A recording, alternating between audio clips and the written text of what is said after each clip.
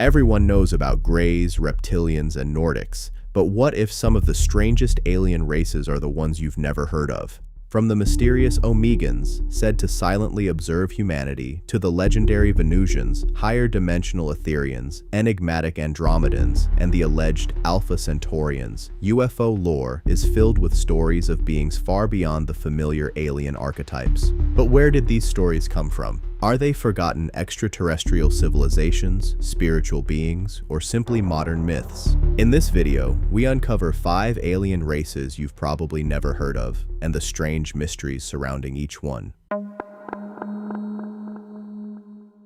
For as long as human beings have looked up at the night sky, they have wondered whether anyone was looking back. Over the last 80 years, that wondering has calcified into a handful of familiar archetypes. The Greys, with their oversized eyes and clinical detachment. The Reptilians, coiled somewhere in the substructure of every conspiracy about power and bloodlines. The Nordics, tall and golden-haired, said to walk among us looking almost, but not quite, human. These 3 archetypes have absorbed nearly all of the public's attention, repeated so often in film, television, and late-night radio that they have become a kind of shorthand for the entire subject of extraterrestrial contact. But if you spend enough time in the original source material, the leaked military memoranda, the transcripts of contactee interviews conducted before the witnesses had access to the internet or to each other, the independent testimonies gathered on separate continents by researchers who never crossed paths, a different picture starts to emerge. Underneath the 3 famous archetypes is a much stranger and more varied catalog, one that rarely makes it into the documentaries, the books, or the late-night specials, because it does not fit neatly into a single narrative. This is a catalog of 5 other names: the Omegans, the Venusians, the Etherians, the Andromedans, the Alpha Centaurians.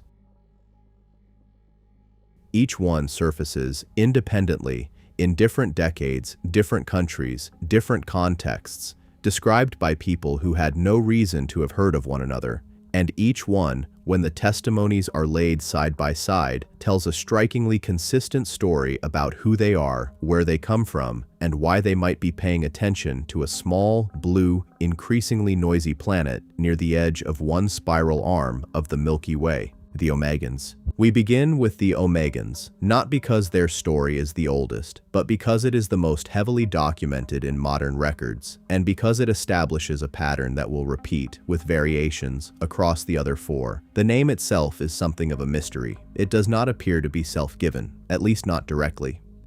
Researchers who have cross-referenced early testimonies believe the term was first applied by a signals intelligence analyst working a night shift at a listening post in the early 1960s, who used the last letter of the Greek alphabet as an ad hoc designation for an unidentified, highly structured radio signal that did not match any known transmission protocol, terrestrial or otherwise. The signal was Omega because, in the analyst's private notes, it seemed to represent an endpoint, the last and most advanced in a series of increasingly strange signals the listening post had logged that year. The designation stuck,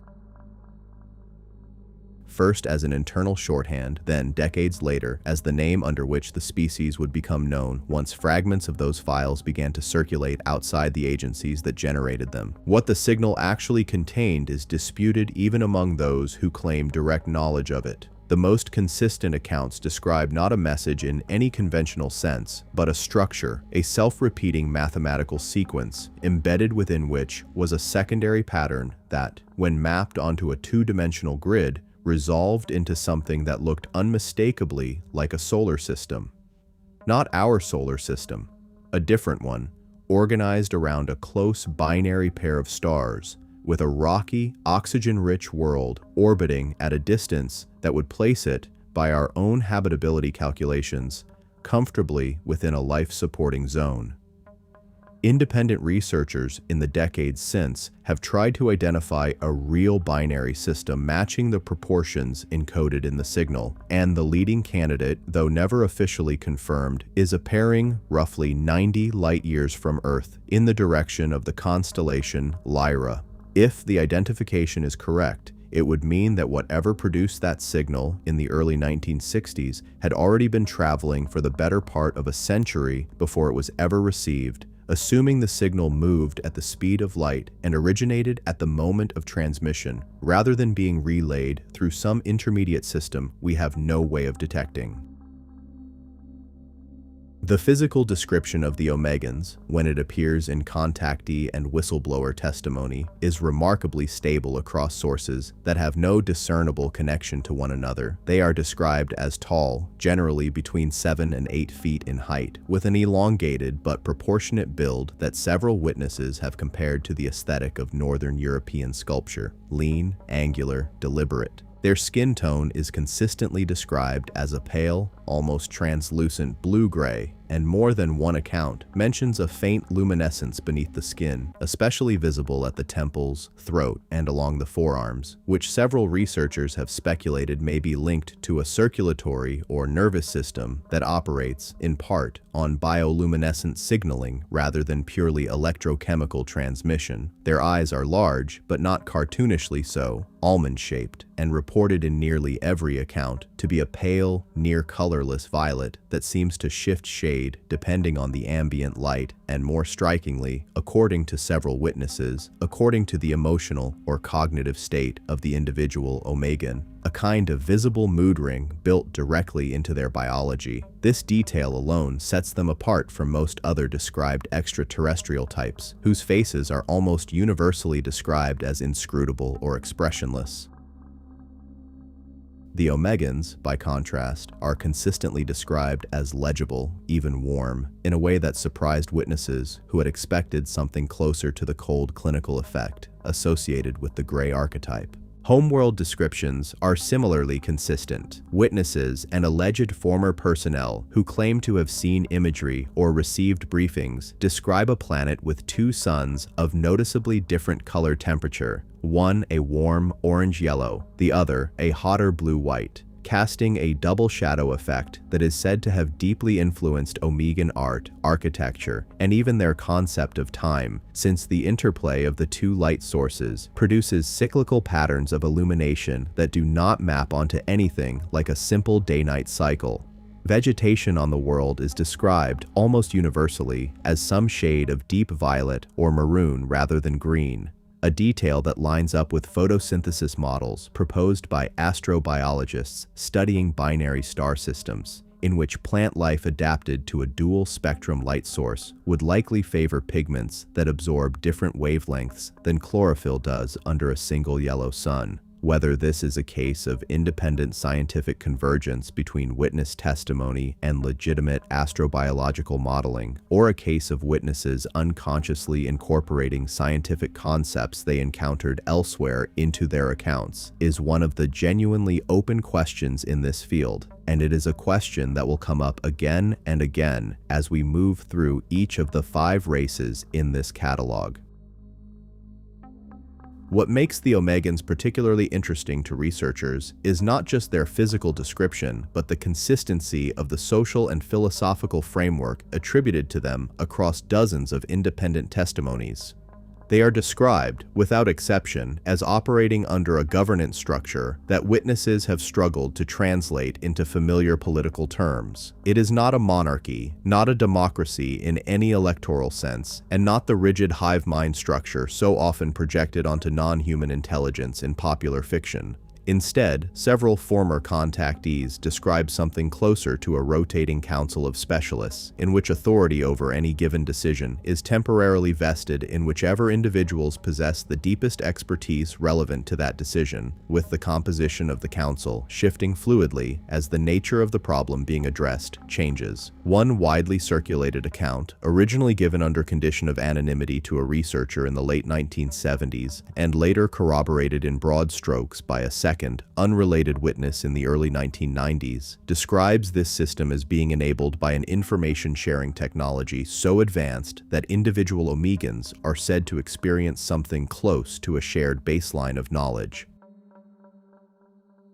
Not telepathy in the sense of reading private thoughts, but a kind of continuously updated collective almanac, accessible to all members of their society, that eliminates most of the informational asymmetries that make centralized political authority necessary among humans. This detail connects to perhaps the most consistently reported claim about Omegan motivation for approaching Earth at all, an intense, almost anthropological interest in exactly the kind of fragmented, asymmetric information environment that their own society has moved past. Several witnesses recall being told, in one form or another, that human civilization represents something the Omegans consider genuinely rare, a technological species still operating primarily through competition, secrecy, and incomplete information, rather than through the kind of cooperative transparency that characterizes their own social structure. Whether this framing should be read as flattering, condescending, or simply descriptive is a matter of interpretation that witnesses themselves have disagreed about. Some have described the Omegans' interest in humanity as something close to affectionate, comparing it to the way a person might feel watching an old home movie of themselves at an earlier, more turbulent stage of life. Others have described a more clinical, observational tone, closer to a research team studying a population in the wild rather than a family checking in on a distant relative.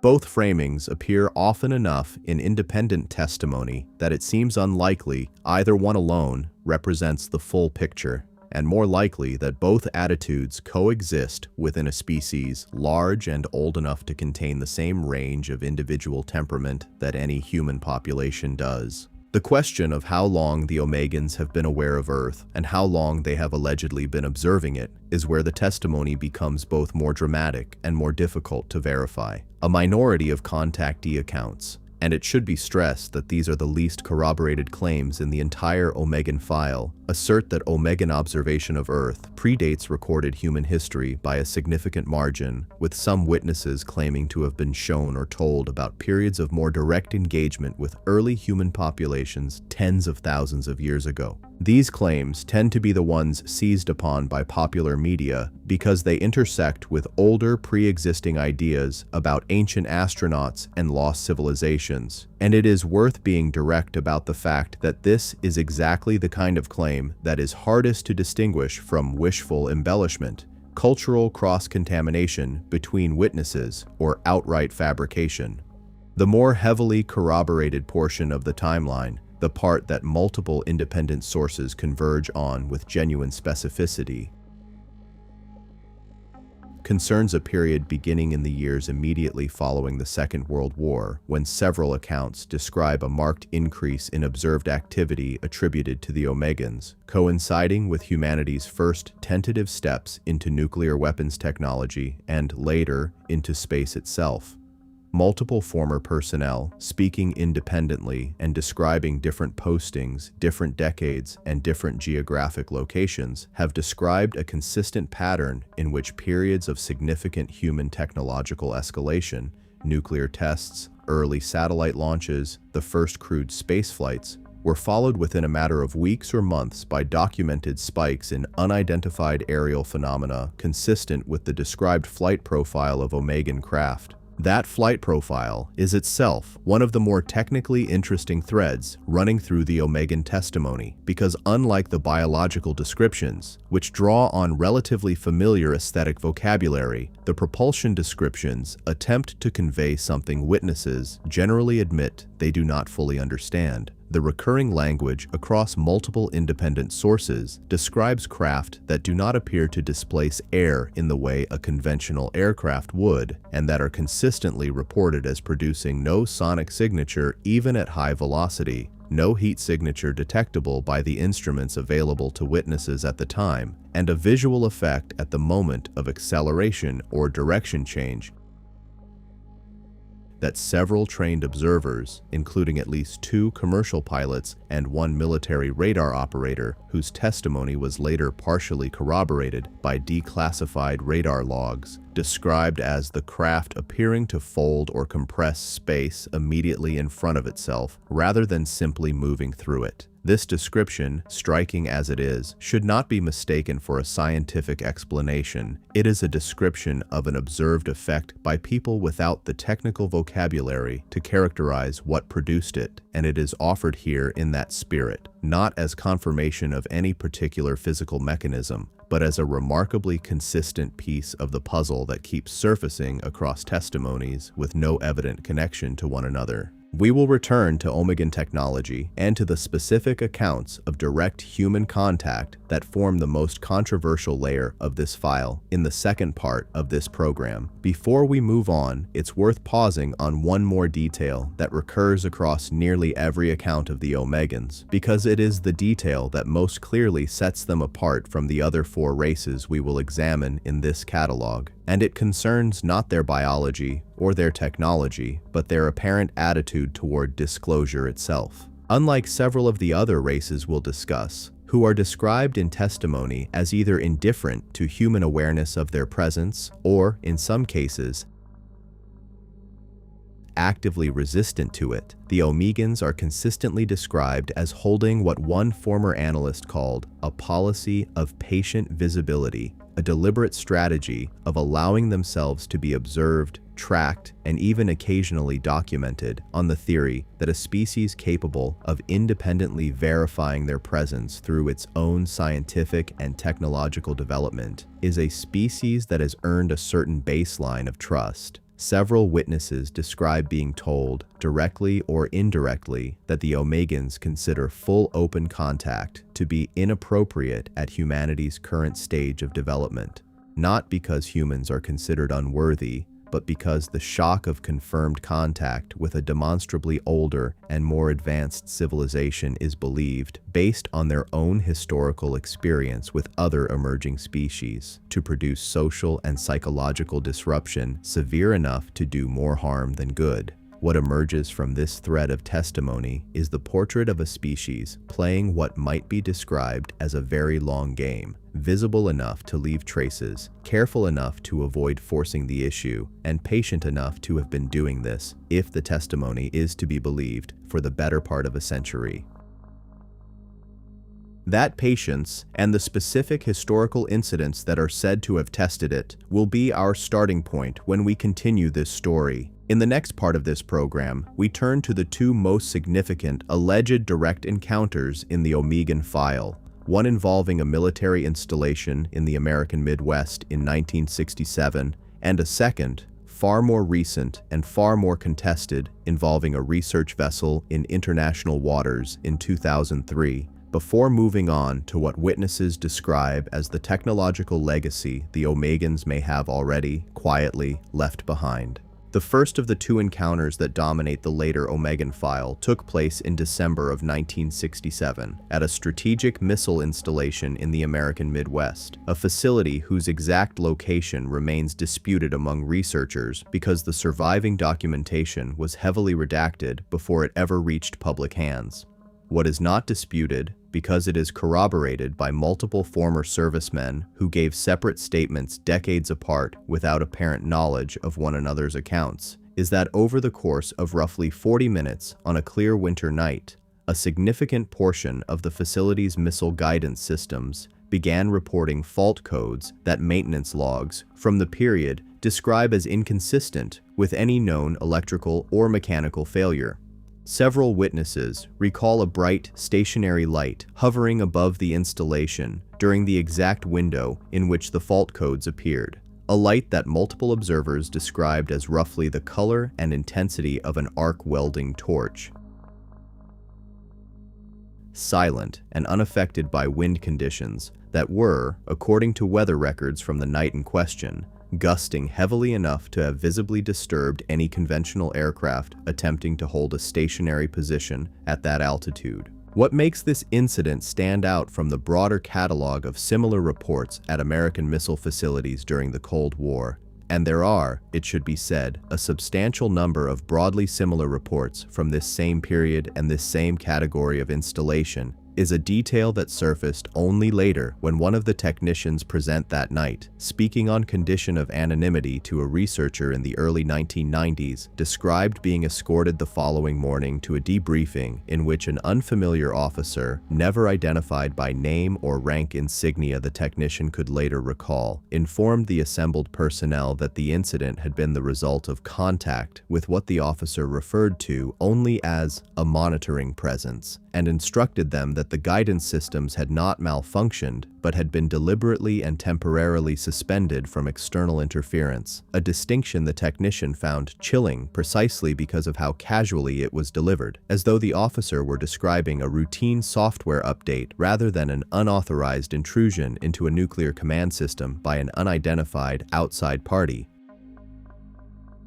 The technician's account, when it eventually surfaced, was met with predictable skepticism, not least because no documentary evidence of the described debriefing has ever been located. But its broad strokes, unexplained systems, failures at a nuclear facility, a silent light observed by multiple independent witnesses, and a subsequent, unusually calm official explanation offered only to cleared personnel, align closely enough with at least 3 other reported incidents at other American and, notably, Soviet missile facilities during the same general period that a number of researchers have come to treat the pattern itself, if not any single incident within it, as one of the more credible strands in the entire modern UFO record. The most common interpretation offered by researchers sympathetic to the Omegan hypothesis is that this period of missile system interference represented a form of direct, if impersonal, communication,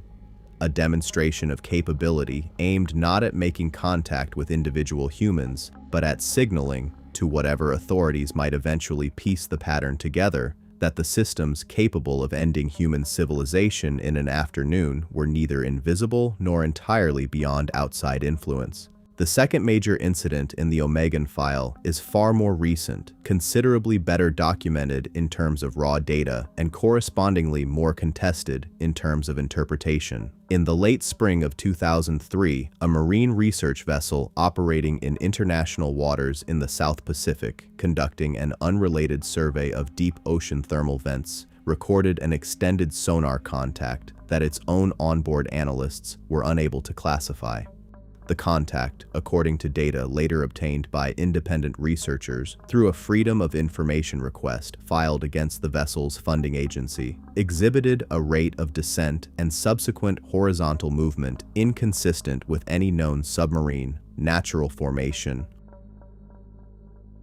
or marine animal, reaching depths in excess of 6,000 meters within a period of time that would have required an object of the size indicated by the sonar return to overcome pressure and drag forces well beyond the tolerances of any submersible technology publicly known to exist at the time. 3 members of the vessel's crew, in statements given independently to different researchers over the following decade, described a secondary event that occurred roughly 90 minutes after the initial sonar contact, a brief but total loss of all electronic instrumentation aboard the vessel, lasting, by consistent crew account, somewhere between 4 and 6 minutes, during which at least 2 crew members reported a sensation they struggled to describe in conventional terms, characterized variously as a pervasive low hum felt in the chest and teeth rather than heard through the ears, and a brief, shared sense of being observed that several crew members compared independently to the feeling of being watched from just outside one's peripheral vision. This incident entered the broader Omegan file specifically because of a detail that emerged only years later, when a marine biologist who had been aboard the vessel that night, by then retired and willing to speak more openly, connected her own experience to research she had encountered describing the Omegan homeworld's reported ecosystem, a world she noted was consistently described across the earlier contactee testimony that predated her own experience by decades as possessing extensive subsurface aquatic environments, and whose inhabitants, according to at least 2 separate contactee accounts given years before her own incident occurred, were said to maintain a research and monitoring interest in Earth's deep ocean systems, specifically because so little of that environment has been directly observed by human instruments. making it, in the words of one contactee's original 1981 testimony, the easiest room in the house to visit without anyone noticing you were ever there. Whether this connection represents a genuine thread linking two otherwise unrelated incidents separated by more than 20 years, or simply a case of a researcher retroactively fitting her own unexplained experience into a pre-existing narrative framework she found compelling, is precisely the kind of interpretive question that makes this entire field as difficult to adjudicate as it is impossible to dismiss outright. What can be said with more confidence is that the raw sonar and instrumentation data from the 2003 incident has never been fully explained through conventional means, despite genuine, good-faith attempts by multiple independent analysts to do so, and that its broad outline, an object exhibiting capabilities beyond known technology, operating in one of the least monitored environments on the planet, followed by a brief and localized instrumentation failure accompanied by physiological sensations reported independently by multiple witnesses, fits a pattern that recurs, with variations, across a number of incidents attributed to the Omegans across the preceding half-century. Beyond these two headline incidents, the Omegan file contains what researchers have come to call the technological legacy thread, a smaller but in some ways more provocative body of testimony concerning claims that specific advances in human materials, science, and computing over the past several decades may trace back, directly or indirectly, to reverse-engineered or deliberately shared Omegan technology.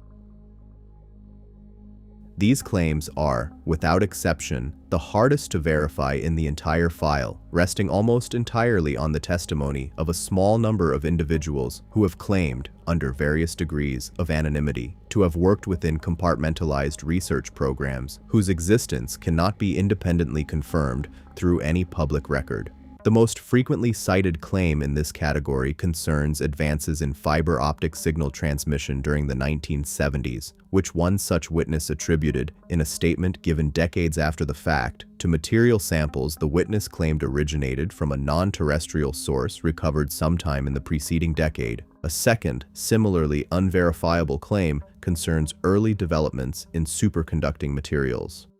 Researchers who have spent years cataloging this specific thread of testimony are generally careful to draw a sharp line between the two headline incidents described above, which at least rest on physical instrumentation records and multiple independent witness accounts, and the technological legacy claims, which rest almost entirely on individual, uncorroborated testimony from sources whose backgrounds cannot be verified. It is presented here not because it meets the same evidentiary bar as the rest of this file, but because it represents a genuinely recurring theme across enough independent claimants in enough different technical fields that dismissing it outright would mean ignoring a pattern that, however unverifiable, keeps reappearing. What ties all of this Omegan material together, and what distinguishes the Omegans from the four races still to come in this program, is the overall texture of the testimony. Methodical, technical, oddly bureaucratic in places, more concerned with systems and observation than with the kind of overt personal contact that characterizes several of the other races we will examine.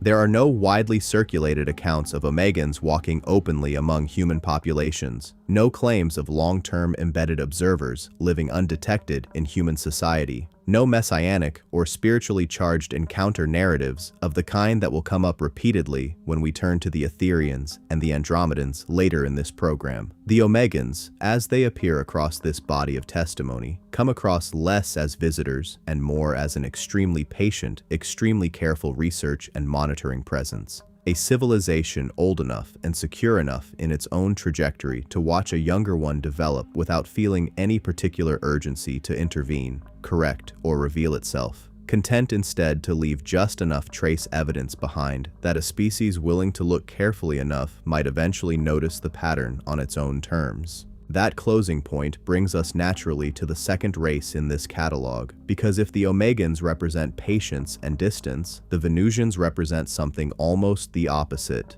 a body of testimony rooted not in modern radar logs and sonar data, but in one of the oldest and most publicly ridiculed contact narratives in the entire history of the UFO phenomenon, a narrative that begins not in a classified military file, but in the American desert in the early 1950s, with a self-described contactee, a small crowd of curious onlookers, and a claim so audacious and so quickly and thoroughly mocked by the scientific establishment of the time that it very nearly buried a body of testimony that, when re-examined with what we now understand about the actual conditions on the surface of Venus, contains details that are considerably harder to dismiss than the popular caricature of the story would suggest. The Venusians. The public memory of the so-called Venusian contact claims of the 1950s tends to begin and end with a single image.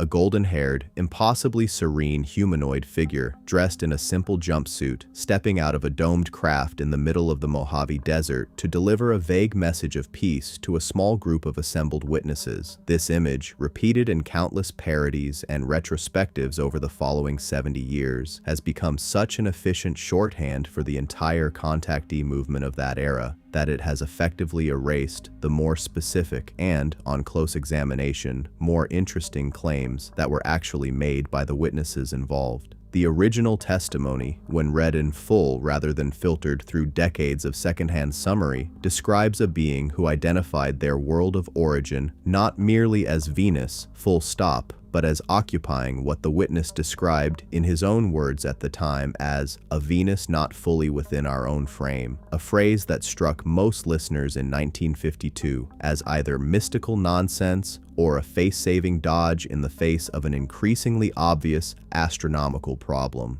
Even by the standards of contemporary 1950s astronomy, Venus's surface conditions were already known to be far more hostile than the golden-haired figure's serene, human-scaled appearance would suggest, and by the time later, spacecraft confirmed a surface temperature and atmospheric pressure on Venus that would be instantly and completely lethal to any Earth-like biology, the entire Venusian contact narrative was widely, and, in the view of most mainstream commentators, correctly treated as a discredited relic of a more credulous decade. And yet the story did not entirely disappear, in part because a small number of researchers, over the following decades, noticed something the original mockery had overlooked, a subset of the original contactee testimony, largely ignored in the initial wave of public ridicule because it was less colorful and less quotable than the desert encounter itself, contained a much more specific and, at the time, entirely unverifiable claim about the internal structure of Venus itself. Specifically, a claim that the beings in question did not live on the visible, superheated surface of the planet at all, but within an extensively engineered subsurface environment, connected to the surface through a network of what the original witness described as thermally regulated access points, and that the beings' visible surface-level appearances to human observers involved not their unprotected bodies, but a form of environmental shielding so effective that witnesses at the time perceived it as ordinary clothing. It is worth being precise about what can and cannot be claimed here. This detail does not resolve the fundamental biological implausibility of a humanoid organism evolving on or within Venus in the first place, and it should not be mistaken for a scientific vindication of the original 1950s testimony. What it does represent is a genuinely curious case of a marginal, widely mocked claim containing a specific structural detail, extensive subsurface habitation as a response to surface conditions, understood, even at the time the claim was first made, to be extraordinarily hostile, that anticipates, by several decades, the direction that serious astrobiological speculation about Venus habitability would eventually take. Long after the original witness had died, and long after his testimony had been dismissed by essentially the entire scientific and ufological community alike. It is this later reframing of the Venusian testimony, and the specific and stranger details that emerge once the golden-haired desert caricature is set aside, that will occupy us as we continue this program. In the next part, we will examine the modern Venusian file in detail, the subsurface civilization model that a small number of researchers have painstakingly reconstructed from testimony scattered across 7 decades, the biological adaptations said to allow the Venusians to survive both within their engineered habitats and during limited, carefully shielded surface excursions, and a much more recent and considerably less publicly known encounter, reported by an atmospheric research team in the early 2010s, that some researchers believe represents the first credible instrumented contact with this species since the original, largely discredited desert encounter that first brought their name into public awareness more than 70 years ago.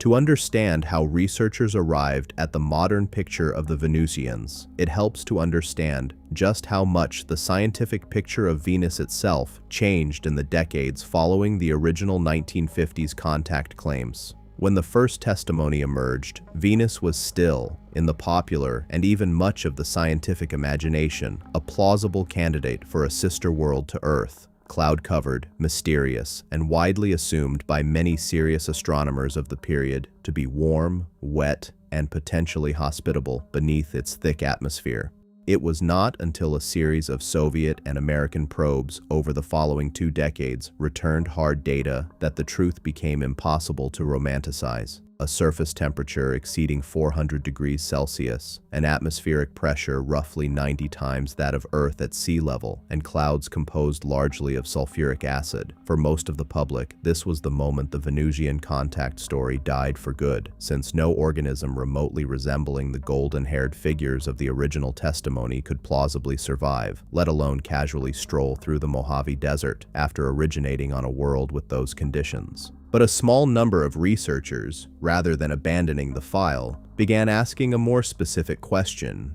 if the original testimony's description of the being's world of origin was taken seriously, not as a claim about the visible, cloud-wrapped surface of Venus, but as a claim about conditions beneath that surface, did the underlying planetary science actually rule out the possibility being described? The answer, it turns out, is considerably more interesting than a simple no. Venus is now understood, based on radar mapping conducted by orbital probes beginning in the early 1990s, to possess an extensive system of subsurface voids and channels, remnants of a volcanically active past far more extensive and more recent than had been assumed in the 1950s, while no serious planetary scientist has proposed that these voids currently harbor life. The underlying geological reality, a planet with a violently hostile surface, but a substantially more complex and thermally variable subsurface architecture than early observers assumed,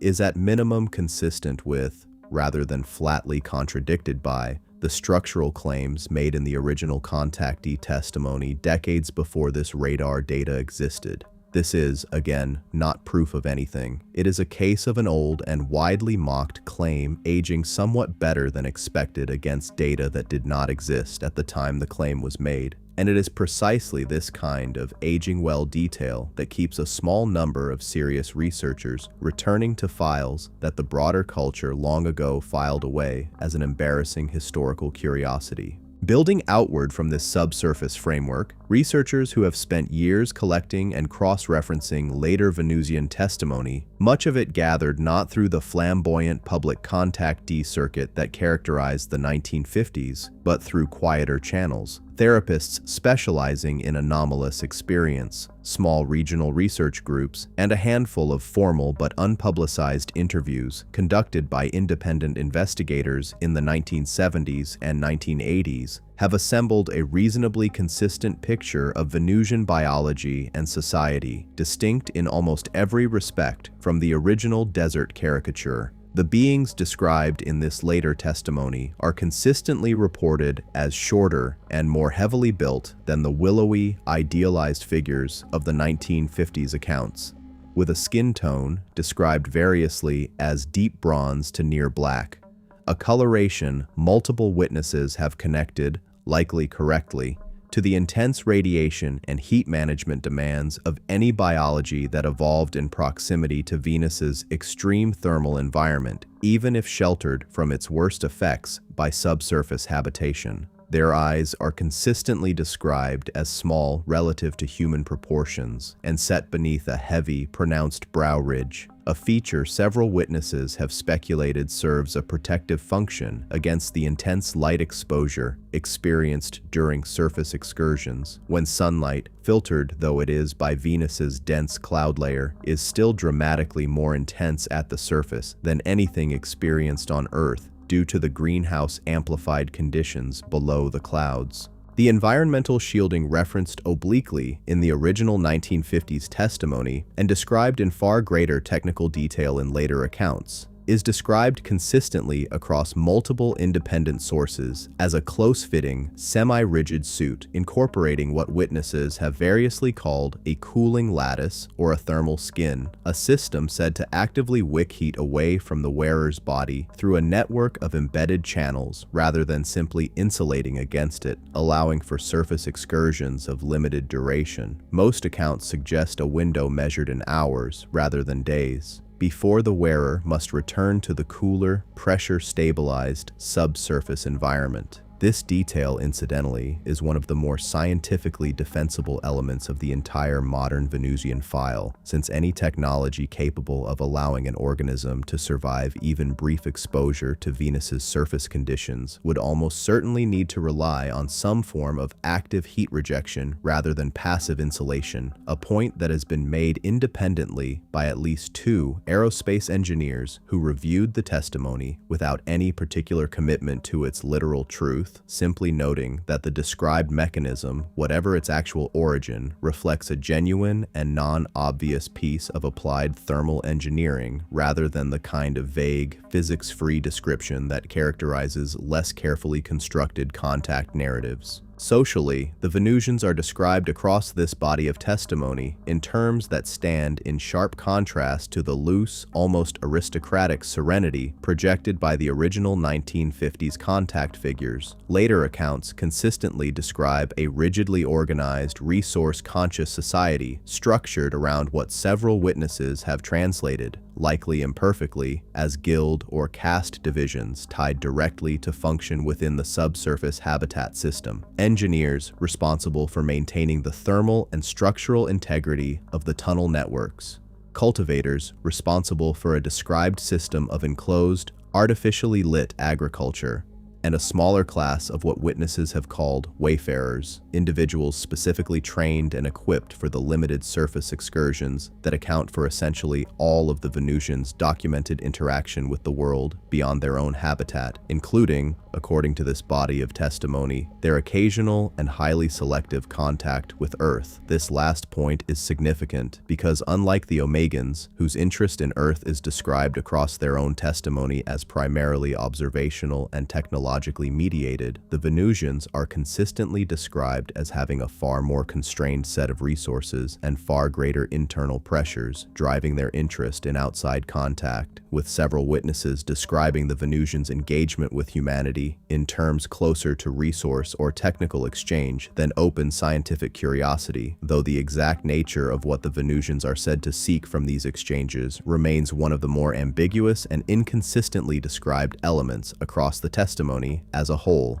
This resource-driven framing helps make sense of the most significant modern addition to the Venusian file, an incident reported by an atmospheric research team in the early 2010s that a number of researchers consider the first credible instrumented Venusian encounter since the original 1950s desert testimony. The team in question was engaged in high-altitude balloon research, launching instrumented platforms into the stratosphere to study atmospheric chemistry, an area of research that, while focused on Earth's own atmosphere, drew methodologically on techniques developed for the study of Venus's own famously complex atmospheric layers. And it was this same research team operating from a remote high-altitude site that recorded what remains one of the more carefully documented anomalous incidents in this entire catalog.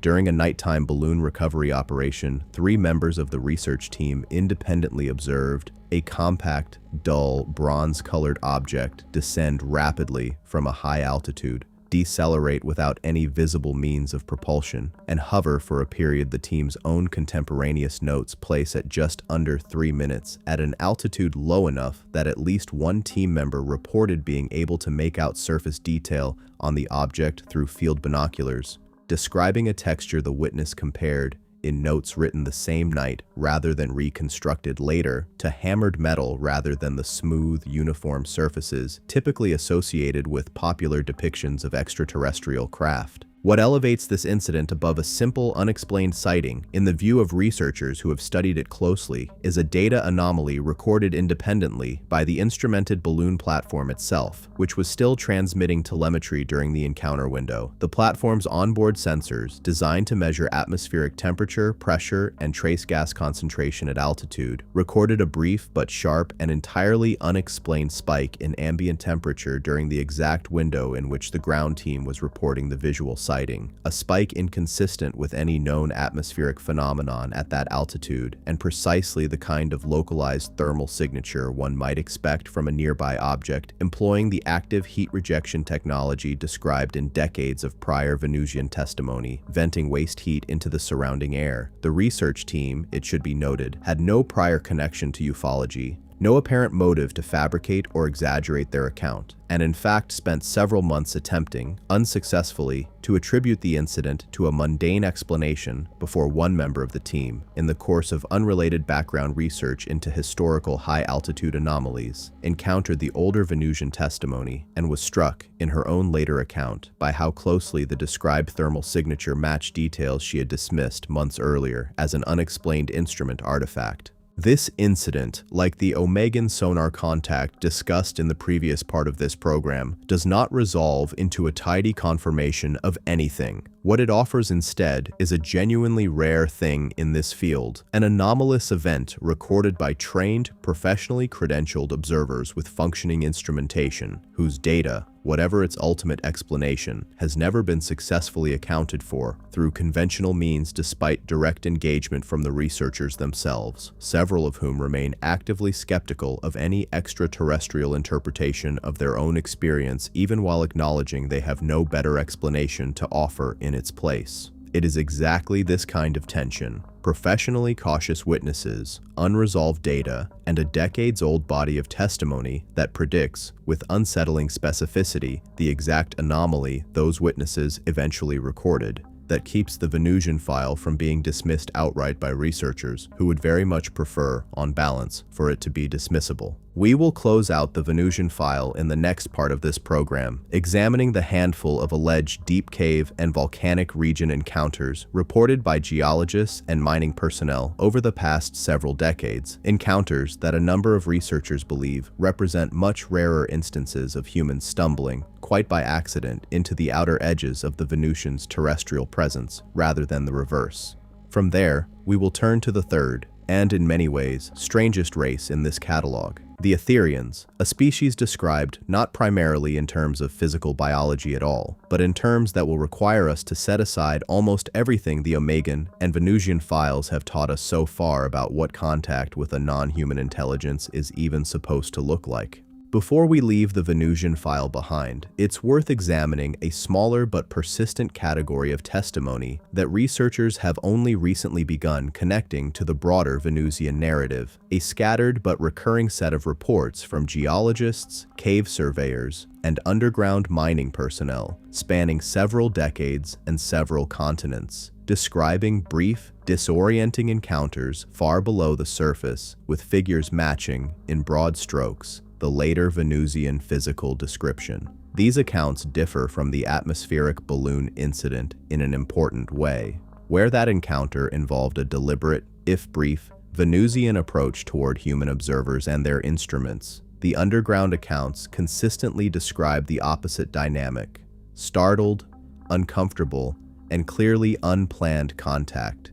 in which the human witness appears to have stumbled into a space the other party did not expect or particularly welcome anyone to be in. The most frequently cited of these accounts comes from a team of geological surveyors mapping an unusually deep and previously uncharted cave system in the early 1980s, who reported, independently and before comparing notes with one another according to the expedition leader's later account, a brief encounter, roughly 600 meters below the surface, with two short, heavily built figures who reacted to the survey team's lights, not with the calm, deliberate posture typically described in above-ground Venusian encounters, but with what one witness described as startled retreat, vanishing into a narrow side passage before the team could approach. What makes this account persist in the broader literature, despite its brevity and the obvious challenges of verifying anything witnessed for only a matter of seconds under difficult lighting conditions, deep underground, is a detail recorded in the expedition's contemporaneous field notes, written the same day, long before any of the surveyors had encountered the earlier Venusian testimony this incident would later be connected to. A description of a faint, warm, sulfurous odor lingering in the passage after the figures had disappeared, and an ambient temperature reading in that specific side passage measured at nearly 11 degrees Celsius, higher than the surrounding cave system,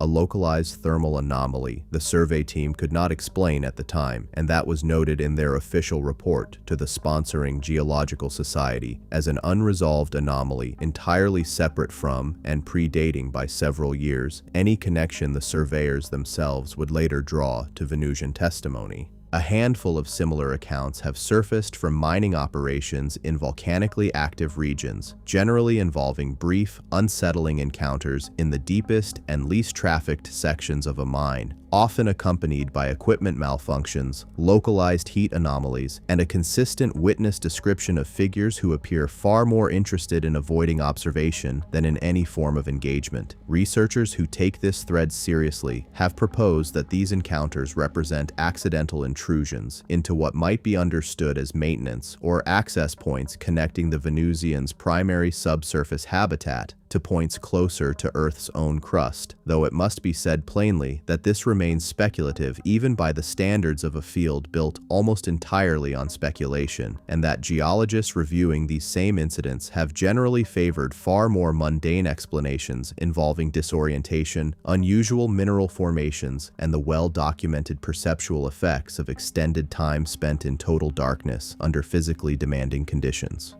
The pattern is presented here not as settled fact, but as the closing thread of the Venusian file precisely because it captures what makes this entire body of testimony so difficult to file away cleanly in either direction. Individually forgettable, collectively suggestive, and never quite resolving into either the confident confirmation ufologists would like or the tidy dismissal skeptics would prefer. The Etherians. With the Venusian file closed, we turn now to a race whose testimony departs so sharply from the patterns established by the previous two that some researchers have questioned whether it belongs in the same broad category of claim at all. The Etherians do not appear in radar logs. There is no equivalent, in their file, of the Omegan missile guidance incident or the Venusian balloon encounter, no clean instrumented data point that skeptical researchers can at least engage with on its own terms, even while disputing its interpretation. The Etherian testimony instead exists almost entirely within human subjective experience, reported not by radar operators or research scientists, but overwhelmingly by individuals in altered or liminal states of consciousness, deep meditation, the hypnagogic period between waking and sleep, and, in a smaller but frequently cited subset of cases, clinical near-death experiences reported to physicians and researchers, with no particular interest in or knowledge of the broader UFO literature. This makes the Etherian file, by a significant margin, the hardest of the five to evaluate using the same evidentiary standards applied to the previous two races, and it is worth being upfront about that difficulty rather than smoothing it over, because the temptation in this kind of material is always to borrow the credibility of harder evidence from elsewhere in the field and apply it, by association, to claims that cannot actually support that same weight.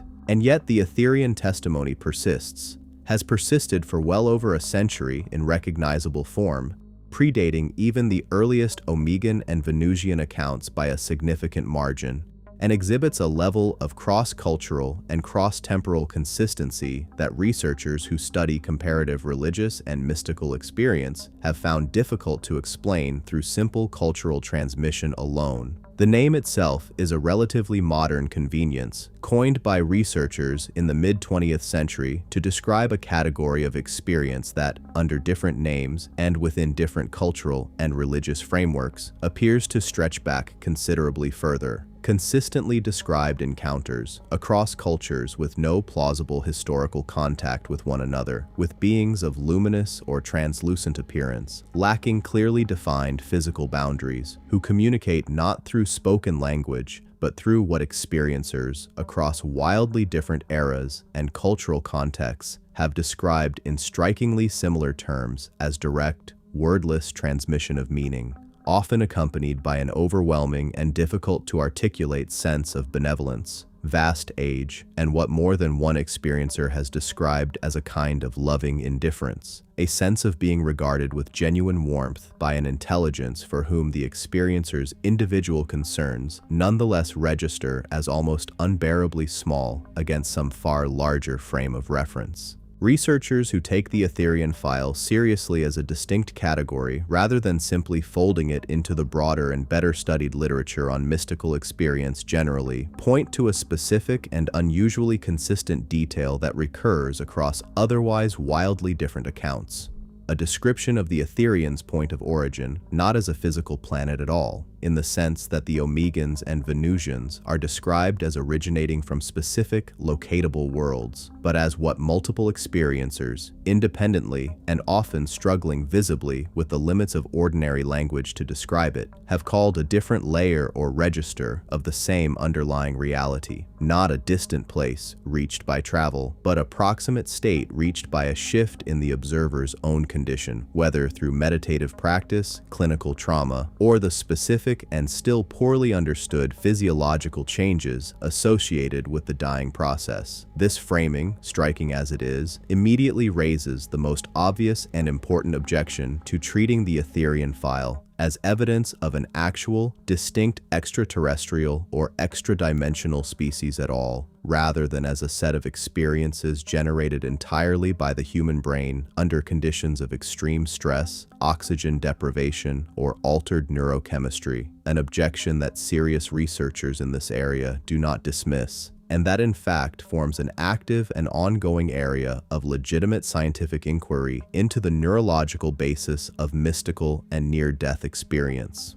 What keeps the Etherian file from being fully absorbed into that purely neurological explanation, at least in the view of researchers who continue to treat it as a distinct thread worth investigating, is a specific category of reported detail that appears difficult, though not impossible, to explain through internally generated brain activity alone. Cases in which experiencers report receiving specific, externally verifiable information during the encounter itself, information the experiencer had no prior access to, and that was subsequently confirmed through independent means. The most rigorously documented category of these claims comes from the clinical near-death experience literature, where a number of resuscitation researchers working within mainstream academic medicine and with no particular commitment to any extraterrestrial interpretation of their findings have documented cases in which patients who experienced cardiac arrest and clinical death and who were later successfully resuscitated reported accurate knowledge of events occurring in the physical vicinity of their body during the period in which their brain activity, by all available clinical measures, should not have been capable of forming or retaining new memories. These researchers, it must be stressed, generally stop well short of any extraterrestrial or Etherian framing of their findings, preferring more cautious language about the current limits of scientific understanding regarding consciousness and brain function under extreme physiological stress. But the raw phenomenon they document, verified, externally confirmable perception occurring during a period of measured brain inactivity,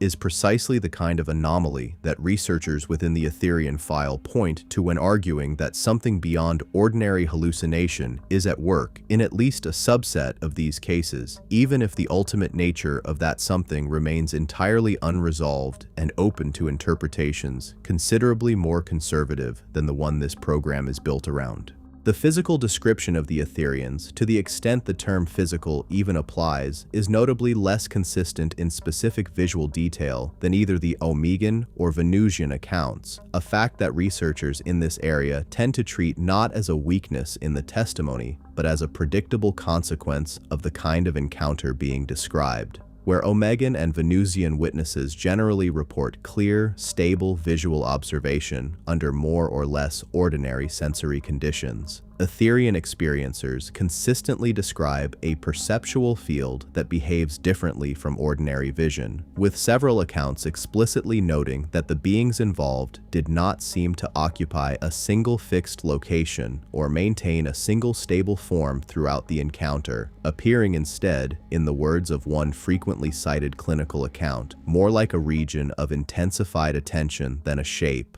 Despite this instability in specific visual detail, a smaller set of recurring descriptive elements does appear across a genuinely wide range of otherwise unconnected accounts. A general impression of elongated humanoid proportion, skin, or surface quality described overwhelmingly in terms of light rather than solid matter, ranging from a soft internal glow to what several experiencers have described as an almost liquid luminosity. And, most consistently of all, an absence of any clearly defined facial features beyond a strong, almost overwhelming sense of being looked at, seen, and known, despite the frequent absence of anything resembling actual eyes in the experiencer's visual account of the encounter. This last detail, the sense of being fully known without the mediating presence of conventional facial expression or spoken language, is, according to researchers who have interviewed large numbers of Etherian experiencers over long careers, the single most consistent and most emotionally significant element of the entire body of testimony, and it is the detail that most experiencers themselves describe as having the greatest lasting impact on their lives afterward. A substantial number of documented cases describe experiencers undergoing significant and durable shifts in personal values, priorities, and even measurable psychological traits following an Etherian encounter, shifts that have been studied with genuine scientific rigor and considerable caution about causal claims by researchers interested in the broader psychology of transformative experience, regardless of its ultimate metaphysical status. These documented after effects, whatever one makes of their cause, represent one of the more empirically grounded aspects of the entire Etherian file, since they can be measured through conventional psychological assessment tools administered before and after a reported encounter, independent of any judgment about what actually produced the experience in the first place.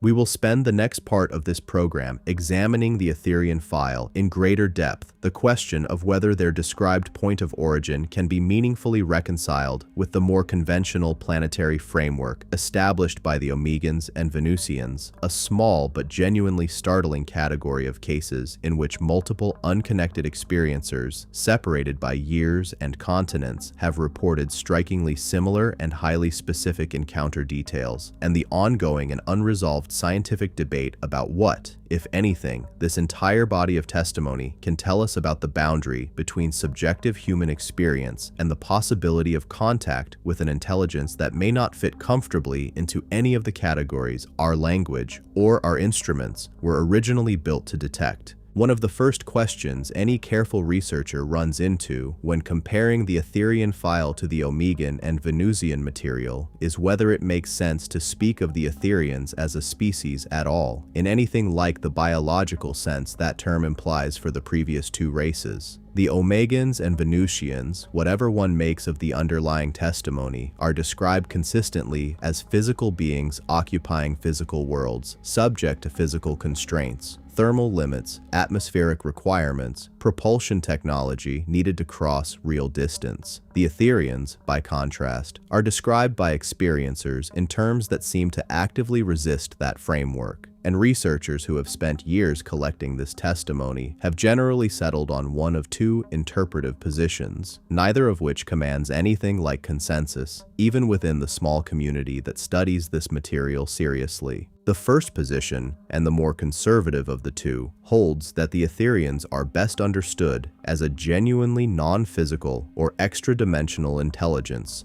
existing in some register of reality that intersects with ordinary human consciousness only under specific and unusual conditions. Deep meditative states, the neurochemical cascade associated with clinical death and resuscitation, or, in a smaller number of accounts, moments of extreme physical danger in which the ordinary filtering mechanisms of waking consciousness appear to be temporarily suspended. Researchers holding this position tend to draw heavily on the language of contemplative traditions across a wide range of cultures, noting that descriptions of luminous, boundaryless, deeply benevolent presences encountered during altered states appear in Buddhist, Christian, mystical, indigenous, and secular clinical literatures alike, often with details specific enough that simple cultural borrowing between traditions seems, to these researchers, an inadequate explanation for the degree of convergence involved.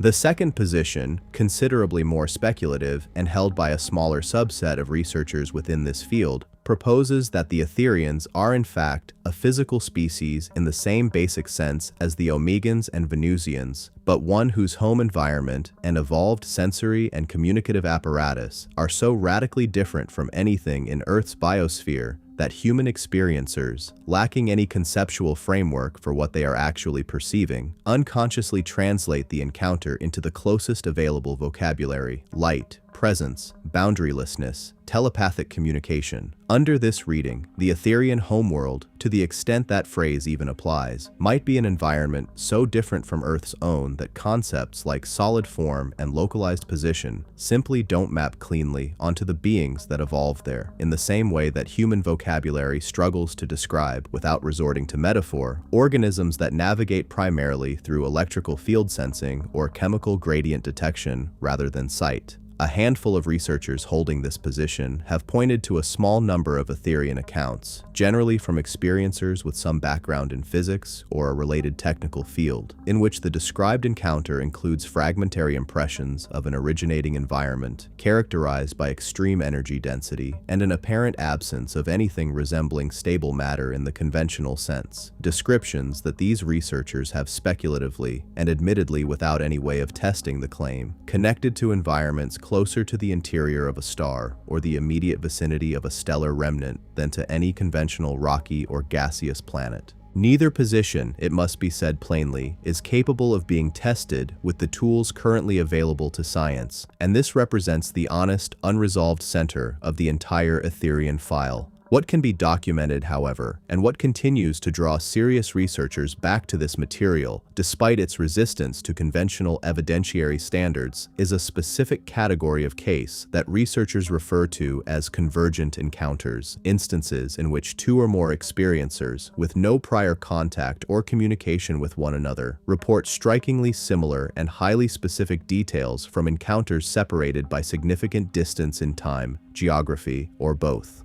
These cases are rare, difficult to document with full rigor, given the inherently private and often clinical circumstances under which they occur, and easy to dismiss individually as coincidence or as a product of shared cultural background producing similar imagery independently. But their cumulative weight across the small number of well-documented instances that have been carefully investigated is what a number of researchers point to as the strongest available argument for treating the Etherian material as pointing towards something more than an entirely internally generated experience. The most frequently cited convergent case in the literature involves two experiencers, a hospice nurse in the American Pacific Northwest, and a mountaineer who nearly died of exposure during a climbing accident in a different country entirely, whose accounts were independently recorded by different researchers, years apart, with neither experiencer aware of the other's existence, until a third researcher, cataloging Etherian accounts for a comparative study, noticed the overlap during a routine review of case files. Both experiencers described, independently and using markedly different personal vocabulary shaped by their very different backgrounds, an encounter involving what each described as a kind of layered or nested presence. Not a single Etherian being, but what both experiencers, again independently, described using strikingly similar spatial language as concentric or overlapping fields of awareness, with a specific detail in both accounts describing a moment in which the experiencer felt their own sense of individual identity temporarily distributed across what each described as multiple points of perspective simultaneously, an experience both found so specific and so difficult to convey afterward that each reported struggling for years to find adequate language for it, even in casual conversation, let alone formal testimony. The researcher who first noticed the overlap between these two cases has been careful in subsequent published work to note the obvious limitations of drawing broad conclusions from a single convergent pair, however striking the overlap, and has called for more systematic collection and comparison of Etherian testimony specifically to determine whether this kind of convergence appears at a rate meaningfully higher than chance would predict. A research program that remains, at the time of this program's production, in its early and still largely informal stages.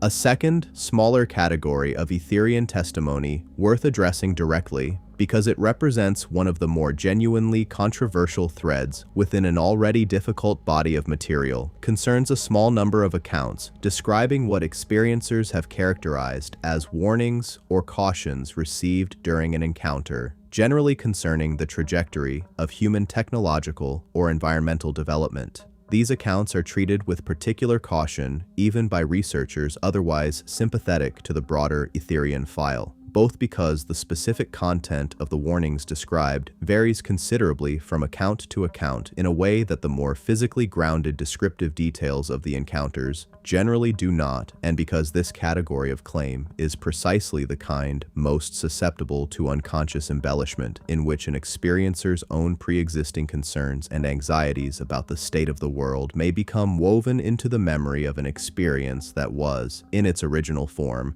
considerably less specific or directive. Researchers who have studied this subset of testimony closely have generally concluded that while the broader pattern of encounters involving a sense of received guidance or concern appears consistently enough to be worth noting, the specific content of that guidance should be treated with the highest degree of skepticism within the entire Etherian file, precisely because it is the category of claim most vulnerable to the ordinary and well-documented ways human memory reconstructs and elaborates upon emotionally significant experience over time. Taken as a whole, the Etherian file occupies a genuinely distinct position within this catalog of 5 races, and it is worth being direct about what that distinctiveness means for how this material should be weighed against the Omegan and Venusian testimony already discussed. Where those two files rest at their strongest points on physical instrumentation data recorded by multiple independent professional witnesses under conditions that at least in principle could be replicated or further investigated, the Etherian file rests almost entirely on subjective human testimony gathered under circumstances, extreme physiological stress, clinical death, deep meditative absorption, that are inherently resistant to controlled study. This does not make the Etherian material worthless as evidence, but it does mean it must be evaluated by a different standard, one closer to the standards applied within the broader psychological and neurological study of transformative and mystical experience than to the standards applied to a radar contact or an instrumented thermal anomaly. Whether the Etherians represent an actual, distinct non-human intelligence, a genuine but currently unexplained feature of human consciousness under extreme conditions, or some combination, the current state of scientific understanding is simply not yet equipped to disentangle, remains honestly and necessarily an open question, and one that distinguishes this third file from the first two in a way that any responsible treatment of this material has an obligation to make clear rather than paper over in the interest of narrative consistency.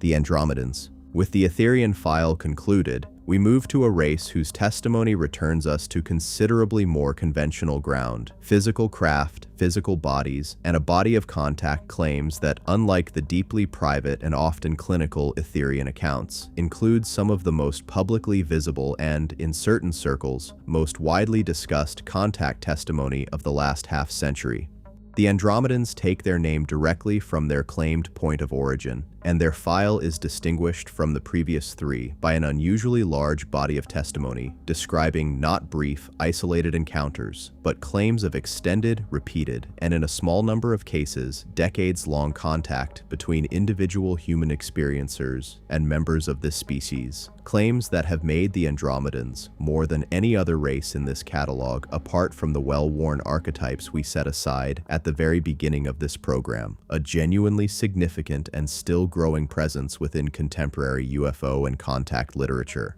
The claim at the center of the Andromedan file is, on its face, one of the most astronomically ambitious in this entire catalog, where the Omegans are said to originate from a binary system a mere 90 light-years away, and the Venusians from a planet within our own solar system. The Andromedans are described across their testimony as originating not merely from another star system, but from an entirely separate galaxy, the Andromeda Galaxy, located some 2.5 million light-years from Earth. Skeptics of this file have long pointed out that this distance alone, under any physics currently understood or even seriously theorized by mainstream cosmology, presents a challenge of a different order of magnitude than anything required by the Omegan or Venusian claims, and that no testimony in the Andromedan file has ever offered anything resembling a coherent account of how such a journey might actually be accomplished within any time frame compatible with a civilization maintaining active, ongoing contact with a single planet on the other end of that distance. The Andromedan testimony itself, however, largely sidesteps this objection in a way that researchers who study the file closely have found either intriguing or frustratingly convenient, depending on their prior disposition toward the material. Rather than describing a journey undertaken through conventional space at any velocity, however extreme, the overwhelming majority of Andromedan contact accounts describe travel accomplished through what witnesses have variously called dimensional folding, frequency shifting, or, in the specific language used by the single most influential contactee in this file's history, a woman who began reporting sustained contact in the late 1970s and continued for over 2 decades.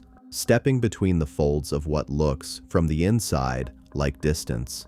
This contactee, whose case forms the backbone of the entire modern Andromedan file, and whose testimony has been more extensively cross-examined, both by sympathetic researchers and by determined skeptics, than any other single source in this catalog, described a form of travel that does not treat the 2.5 million light-year separation as an obstacle to be crossed through brute velocity at all, but as a distance that is, from a sufficiently advanced vantage point, not the most fundamental description of the relationship between the 2 points in question. A claim that, however difficult to evaluate scientifically, at least has the internal consistency of directly addressing, rather than ignoring, the scale problem that any honest treatment of this file has to confront. The physical description of the Andromedans that emerges from this contactee's testimony and from a smaller number of independent accounts gathered by other researchers over the following decades is notably more elaborate and more internally varied than the descriptions attached to any of the previous 3 races, a fact that is itself a point of some contention among researchers, some of whom view the greater descriptive richness as evidence of a more extensive and more genuine body of contact, and others of whom view it as evidence of a testimony that has had more time and more opportunity through repeated engagement with a single primary contactee to accumulate elaboration and embellishment.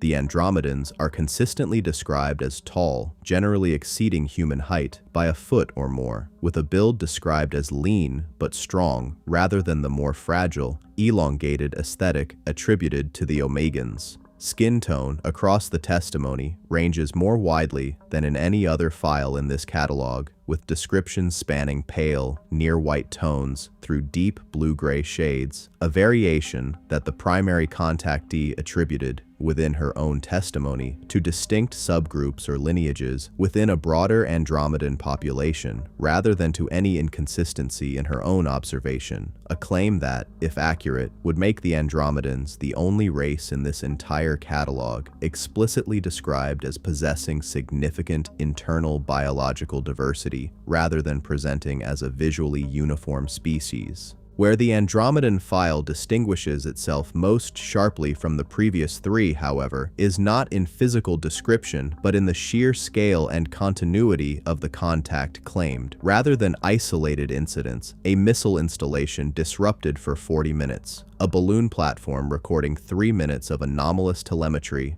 a single transformative near-death experience. The Andromedan file is built primarily around sustained, repeated, and in several cases explicitly ongoing relationships between individual human contactees and specific, named individual Andromedans, described not as anonymous representatives of their species, but as distinct personalities with names, communicated preferences, and, according to several contactees, genuine emotional investment in their human counterparts, extending over periods of years or decades. The primary contactee referenced above described a relationship with a single Andromedan contact, whom she referred to by a name she stated was the closest human language approximation of his actual designation, that she maintained, according to her own account and the accounts of family members who corroborated at least the general pattern and timing of her reported experiences, even without claiming to have witnessed the contacts directly themselves for more than 20 years, involving what she described as regular communication sessions, instructional content covering both practical and philosophical subjects, and, in the later years of the relationship, what she characterized as an increasingly collaborative rather than purely instructional dynamic, as she came to be trusted, in her own words, with information she was asked to hold privately rather than share publicly.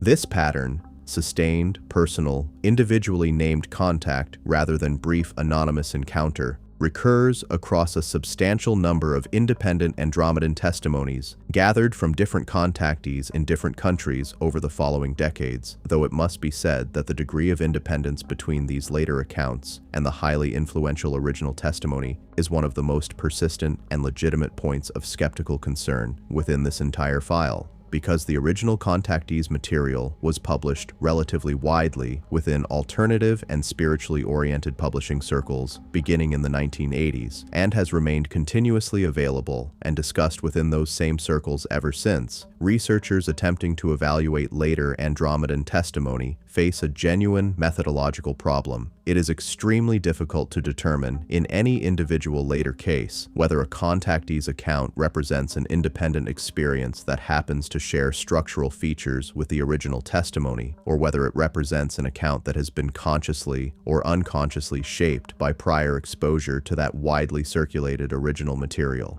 This is not a problem unique to the Andromedan file, but it is more acute here than in any of the previous three, precisely because the original testimony has been so much more publicly available and so much more extensively discussed within the specific communities from which later contactees have generally emerged. Researchers who take the Andromedan file seriously, despite this methodological complication, generally point to a smaller subset of later accounts gathered from individuals with no prior involvement in or apparent exposure to the alternative spirituality and contactee circles where the original testimony circulated as the most evidentially significant portion of the file.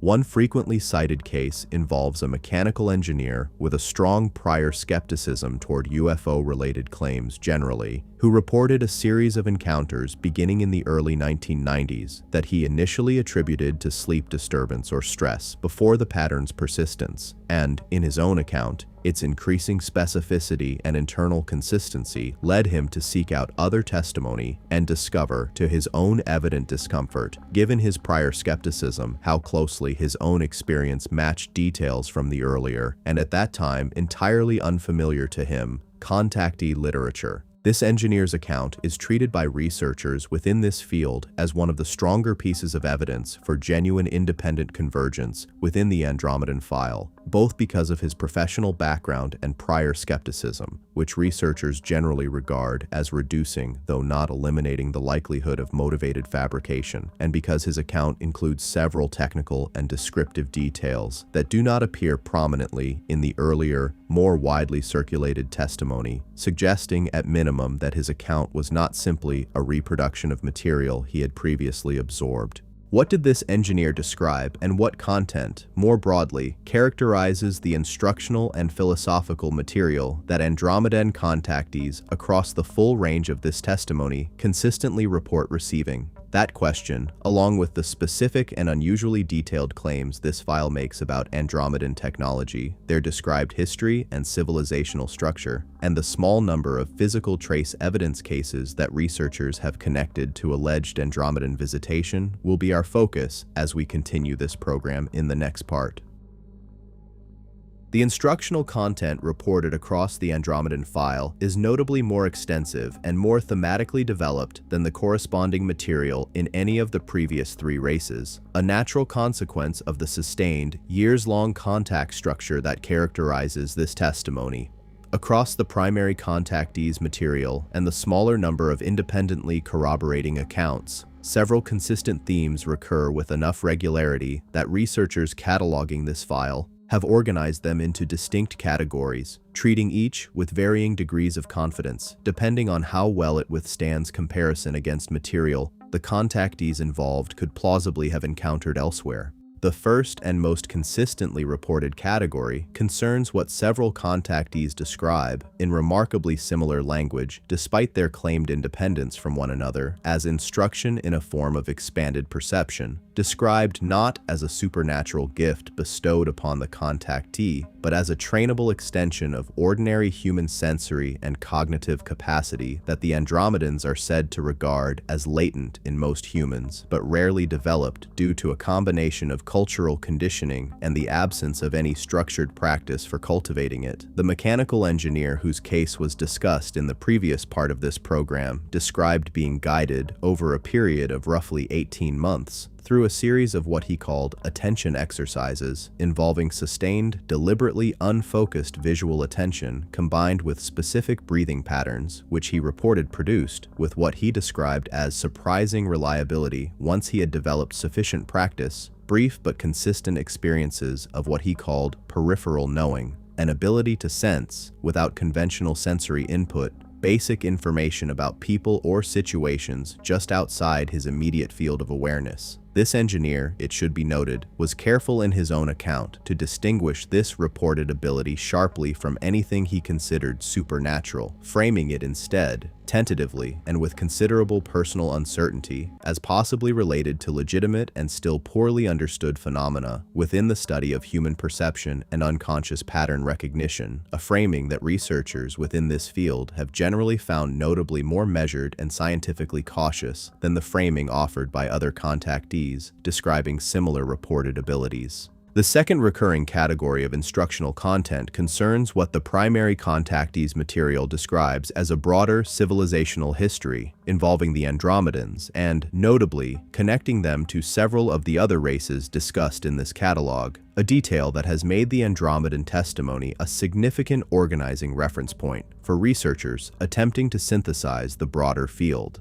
According to this material, the Andromedans describe themselves as part of a loose, long-standing association of technologically advanced civilizations, an association within which the Omegans are specifically named, under a designation the contactee translated differently, but in a manner researchers have found broadly consistent with the Omegan file discussed earlier in this program, as one of several civilizations engaged primarily in long-term observation of less advanced worlds, while the Andromedans themselves are described as occupying a role oriented more toward direct guidance and instruction, extended selectively to individuals across many different worlds who are judged, through criteria the contactee's material describes only in general terms, to be ready for expanded contact. This cross-referencing between files is one of the more intriguing and simultaneously one of the more methodologically fraught aspects of the entire catalog this program is built around, since it raises the obvious and important question of whether the Andromedan material's apparent knowledge of and consistency with independently developed Omegan testimony represents genuine corroboration between separately sourced bodies of information, or whether it instead reflects the contactee's own prior exposure to already published Omegan-related material being incorporated,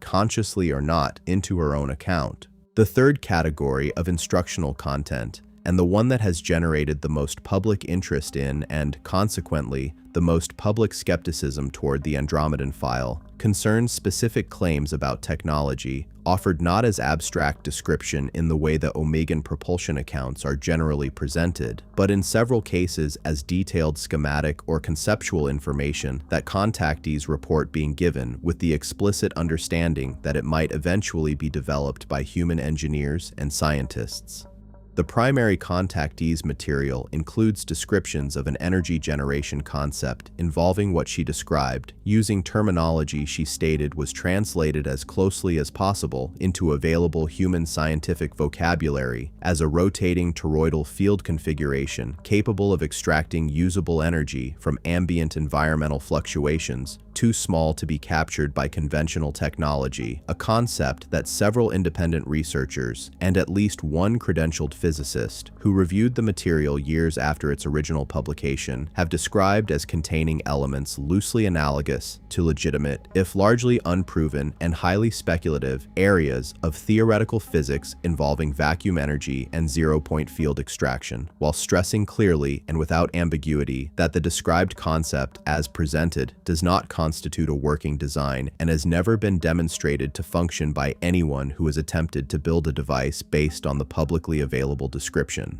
This distinction, a concept that sounds superficially sophisticated and uses vocabulary overlapping with legitimate speculative physics without ever actually specifying anything a competent engineer could use to build a functioning device, is one that skeptical researchers have pointed to repeatedly as characteristic of the entire technological thread within the Andromedan file, and it represents one of the more important cautionary notes that any responsible treatment of this material needs to include. The fourth and final category, and in some ways the most evidentially interesting because it moves beyond pure testimony into the realm of claimed physical trace evidence, concerns a small number of cases in which contactees or researchers investigating their claims have pointed to physical anomalies allegedly connected to Andromedan contact. The most frequently discussed of these involves a small, irregularly shaped metallic fragment that the primary contactee stated was given to her during one of her later contact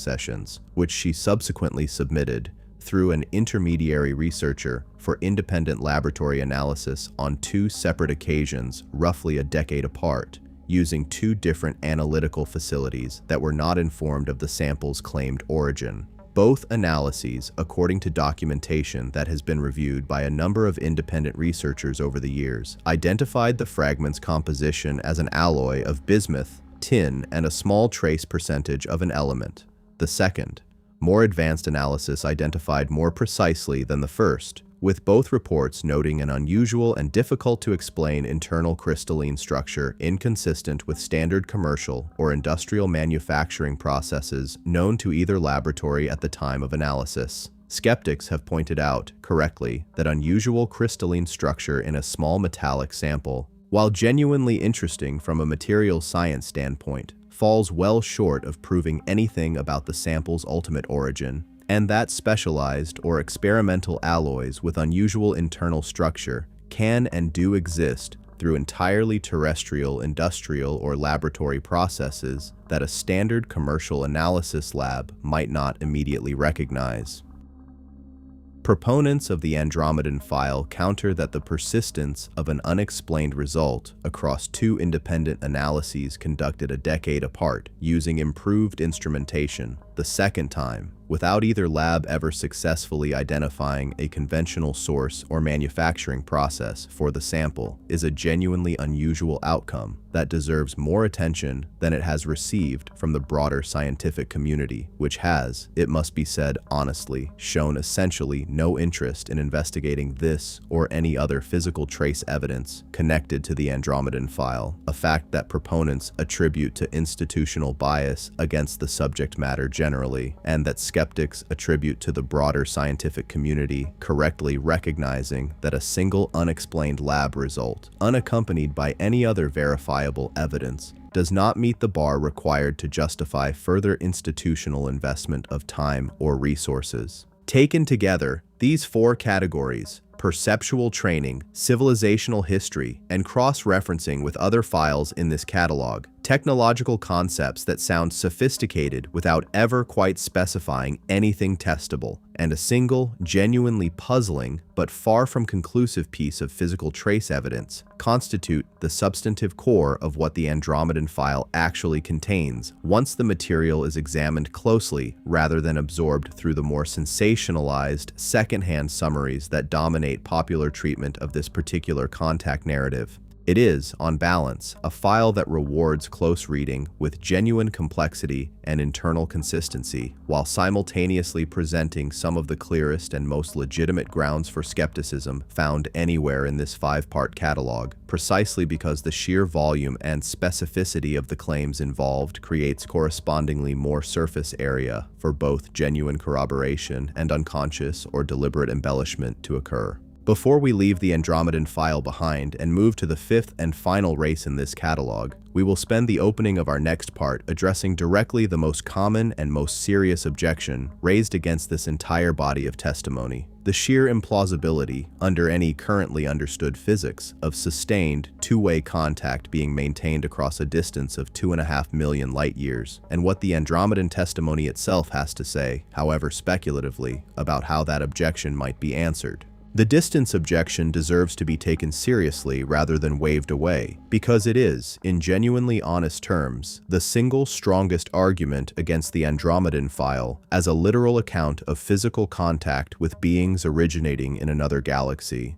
2.5 million light-years is not simply a large number in the way that 90 light-years, the distance proposed for the Omegan homeworld, is a large number. It represents a difference in scale so extreme that even travel at a meaningful fraction of the speed of light, sustained continuously, would require a span of time vastly longer than the entire history of human civilization to complete a single one-way crossing, let alone the kind of sustained, ongoing two-way relationship described across decades of contactee testimony. Any honest treatment of this file has to acknowledge that no proposed physical mechanism, speculative or otherwise, currently offers a scientifically credible path around this problem, and that the Andromedan testimony's own explanation, travel accomplished by treating distance itself as a secondary rather than fundamental property of the relationship between 2 points in space, remains, whatever its internal poetic or philosophical appeal, entirely outside the bounds of anything current physics recognizes as a viable mechanism. However actively, that same physics continues to investigate genuinely strange and counterintuitive properties of space at extremely small and extremely large scales.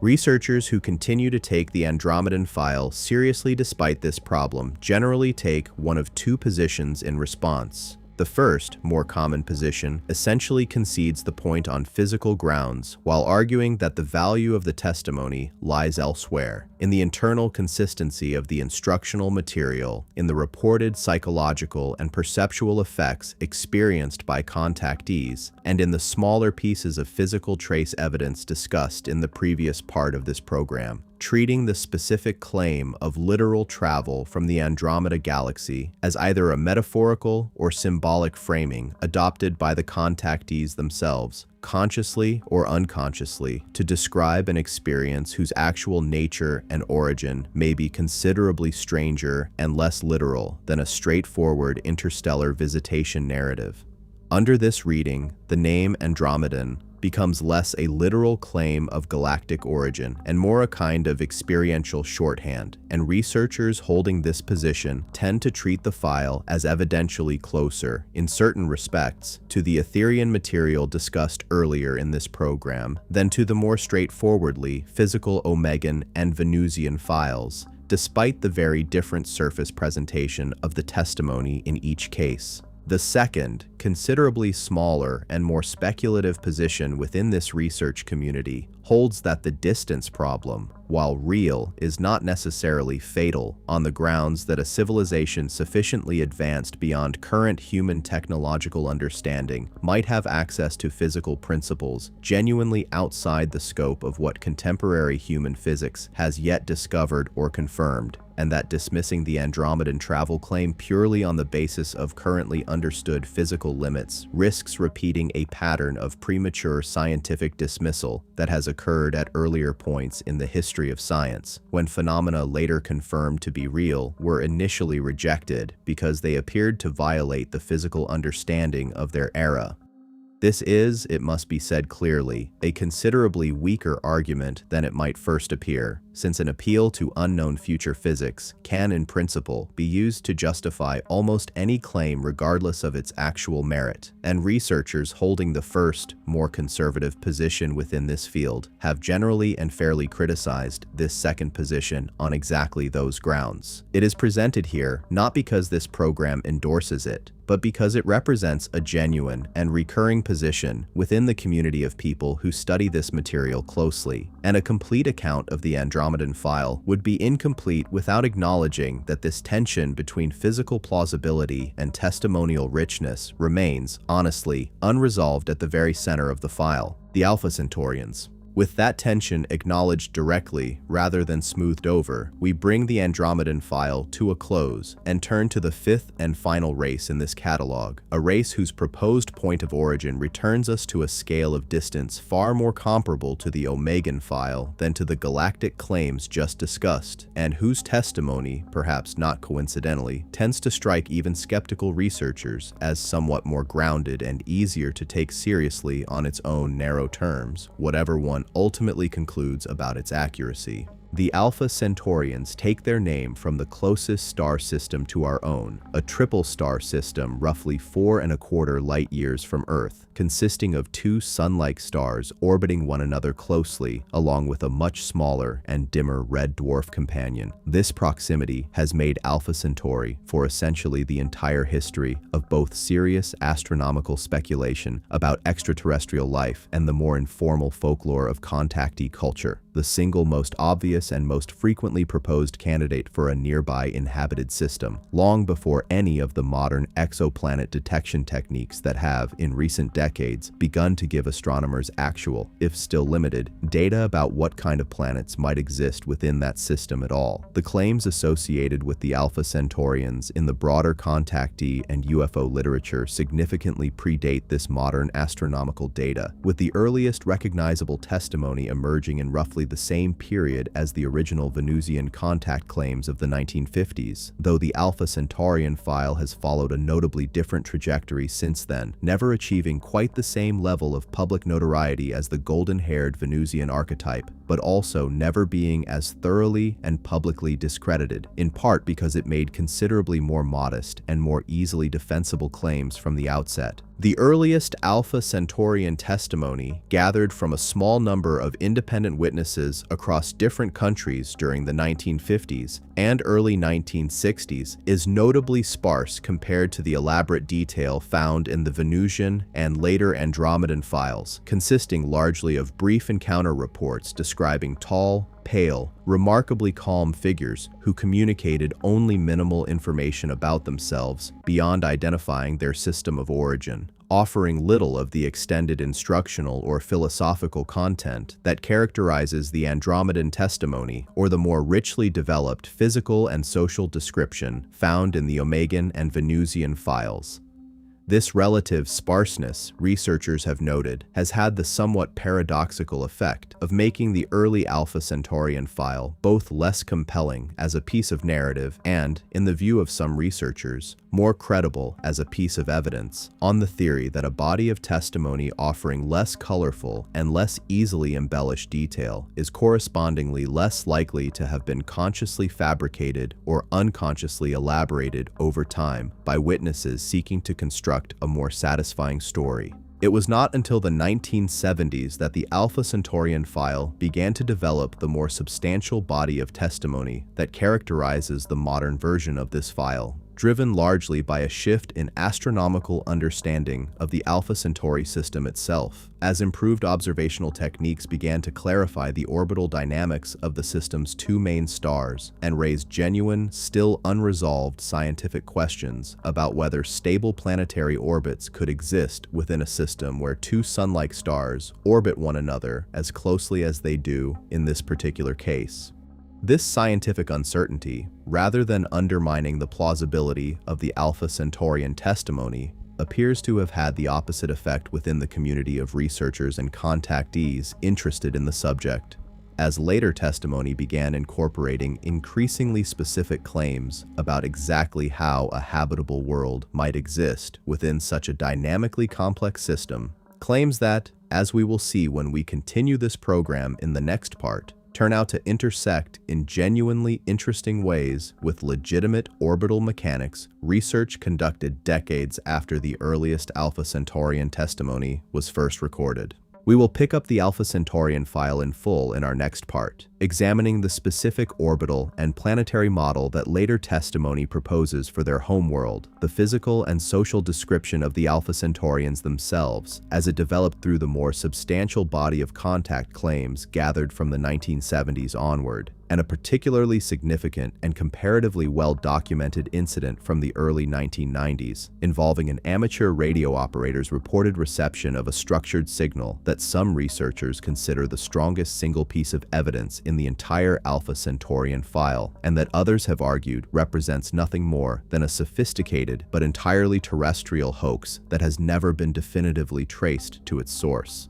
The orbital problem at the heart of the modern Alpha Centaurian file is worth explaining in a bit more detail because it is one of the few places in this entire catalog where testimony gathered decades ago has ended up in direct, specific conversation with hard astronomical data gathered only much more recently. The two main stars of the Alpha Centauri system, generally designated by astronomers using letter suffixes, orbit their common center of mass at a distance that, at its closest approach, brings them nearer to one another than Uranus orbits our own sun, and at their most distant separation, roughly as far apart as Pluto's average distance from the sun. This tight elliptical mutual orbit creates a genuinely complex gravitational environment for any potential planet in the system, since a world orbiting either star individually would need to maintain an orbital radius small enough, relative to the varying separation between the two stars, to avoid having its own orbit destabilized by the gravitational influence of the second star as the two suns cycle through their roughly 80-year mutual orbital period. Serious orbital dynamics research conducted from the 1990s onward, using computer modeling techniques that were simply unavailable to earlier researchers, has established that stable planetary orbits are indeed mathematically possible within this system, but only within a comparatively narrow range of orbital radii around each star, a range considerably more constrained than the wide habitable zones available around single, isolated stars like our own sun. What makes this scientific development relevant to the Alpha Centaurian testimony is a detail that appears with notable consistency across the more developed body of contactee accounts gathered from the 1970s onward, decades before this specific orbital dynamics research was conducted, a description of the Alpha Centaurian homeworld as orbiting the larger of the system's two main stars at what witnesses described, using the vocabulary available to them at the time, as an unusually close and tightly bound orbit. One that several witnesses specifically noted felt, in their own recollection of what they were told, closer to the orbit of Mercury or Venus within our own solar system than to an Earth-like orbital distance, a detail witnesses at the time had no particular reason to consider significant, since the broader astronomical community had not yet identified why such a tight orbit might be specifically necessary, rather than simply possible, within a system like Alpha Centauri. When later orbital dynamics research confirmed that stable orbits within this system are indeed constrained toward the closer end of the plausible range around each star, precisely the range the earlier testimony had described without any apparent scientific basis for doing so, a number of researchers within this field took note, treating the alignment as one of the more genuinely striking instances across this entire five-part catalog of testimony, anticipating scientific findings that did not yet exist at the time the testimony was originally recorded. This tight orbital distance, in turn, has significant implications for the described environment of the Alpha Centaurian homeworld,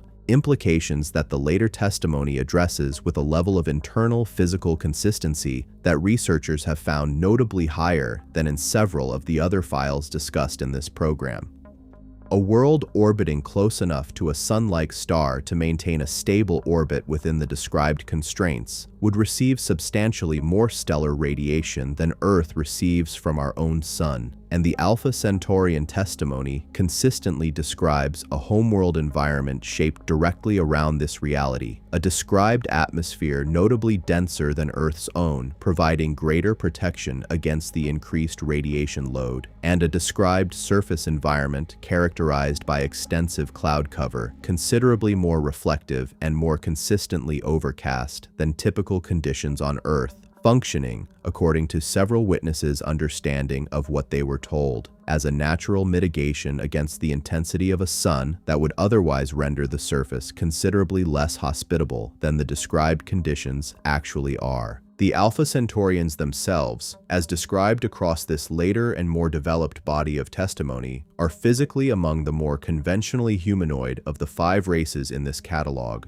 a fact that has led some researchers to treat their testimony with additional caution on the theory that a described physical form closely resembling ordinary human appearance is, all else being equal, somewhat more susceptible to simple misidentification, wishful projection, or straightforward fabrication than the more distinctive and unusual physical descriptions found in the Omegan or Venusian files. The consistent description across multiple independent sources depicts tall, slender figures, generally reported in the range of 6.5 to 7 feet in height, with proportions and facial structure that several witnesses have explicitly compared to human appearance more closely than any other race discussed in this program, differing primarily in a described skin tone ranging from pale gray to a soft lavender undertone, and in eyes reported consistently as unusually large relative to human proportion, though not to the same dramatic degree associated with the popular gray archetype, and colored, according to the majority of accounts, in a pale, striking blue that several witnesses have specifically noted seem to catch and hold light in a way ordinary human eyes do not. Socially, the Alpha Centaurian testimony describes a civilization that witnesses have consistently characterized as unusually old relative to the other races discussed in this catalog, with several accounts describing an explicit claim offered directly to the witness during the encounter that Alpha Centaurian civilization predates recorded human history by a span of time measured in hundreds of thousands rather than tens of thousands of years, a claim that, if taken at face value,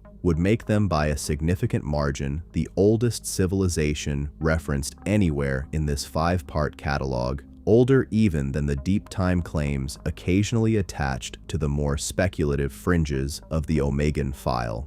This extreme claimed age is generally offered within the testimony as an explanation for what witnesses describe as a notably settled, unhurried quality to Alpha Centaurian communication and behavior, a description that recurs across independent accounts with enough consistency that researchers have come to treat it as one of the more distinctive behavioral signatures of this particular file, setting the Alpha Centaurians apart from the more clinical, observational tone of the Omegan testimony, the resource-conscious pragmatism of the Venusian material, and the more actively instructional, relationship-oriented dynamic that characterizes the Andromedan file. It is against this backdrop of a comparatively sparse but internally consistent testimonial record that the single most significant incident in the modern Alpha Centaurian file took place in the early 1990s when an amateur radio operator in a rural part of the American Upper Midwest, an experienced operator with several decades of hobbyist activity and no prior involvement in or particular interest in ufology, reported receiving a structured, repeating signal on a frequency and at a time of night that, by his own account, and by the account of a second independent operator roughly 400 miles away, who reported receiving a strikingly similar signal within the same general time window, should not have been carrying any identifiable terrestrial transmission at all given atmospheric conditions on the night in question.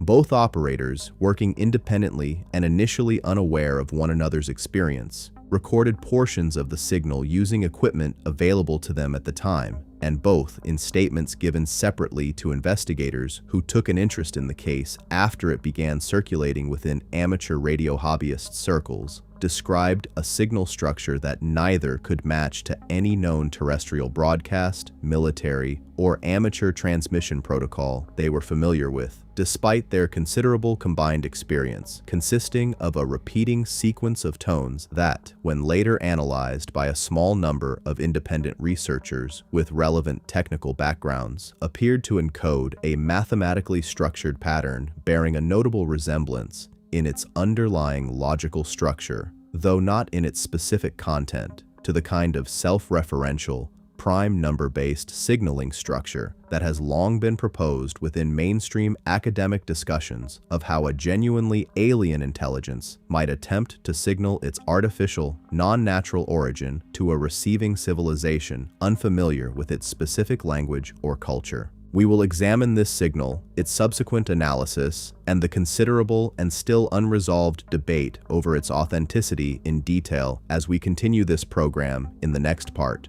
along with the broader question of how the Alpha Centaurian file, and specifically this radio incident, connects to or diverges from decades of mainstream, scientifically conducted efforts to detect exactly this kind of structured signal from beyond our solar system. The 1990s radio signal incident has become, in the decades since it first surfaced within amateur radio circles, the single most closely scrutinized piece of evidence in the entire Alpha Centaurian file, and it is worth walking through both its strongest points and its most serious weaknesses in detail because it illustrates, arguably better than any other single incident in this 5-part catalog, exactly how difficult it is to move from an intriguing anomaly to a confident conclusion in either direction. The strongest point in favor of the signal's significance is the independent, near-simultaneous reception by two operators separated by roughly 400 miles, neither of whom was in contact with the other at the time, and neither of whom had any apparent motive to coordinate a hoax, since both were established, long-standing members of their local amateur radio communities, with reputations that, according to fellow hobbyists interviewed years later, they had no evident reason to risk over an elaborate fabrication that offered them no obvious personal or financial benefit. The recordings both operators made, though limited by the consumer-grade equipment available to hobbyists at the time, were preserved and later subjected to more sophisticated digital analysis by researchers with relevant signal processing backgrounds. And this later analysis did confirm that the two independently recorded signals shared a common underlying structure, ruling out, at least in the view of the researchers who conducted this analysis, the possibility that the two operators had simply misidentified two unrelated and coincidentally similar sources of interference or noise. The specific structure identified within the signal is the second major point in its favor, and it is worth explaining in a bit more detail because it connects the Alpha Centaurian file in a genuinely interesting way to mainstream, entirely conventional scientific thinking about how a real extraterrestrial signal might actually be recognized if one were ever received. Researchers involved in legitimate, institutionally supported efforts to search for extraterrestrial radio signals have long argued that a genuinely artificial, non-natural signal would likely need to encode some kind of self-evidently structured pattern of the sort unlikely to be produced by any known natural astrophysical process in order to be recognized as artificial at all by a receiving civilization with no shared language or cultural context. Prime number sequences are the most frequently proposed candidate for exactly this kind of self-evident structure, precisely because prime numbers are a mathematical property rather than a cultural or linguistic one, and because no known natural process produces a signal that repeats specifically according to a prime number pattern.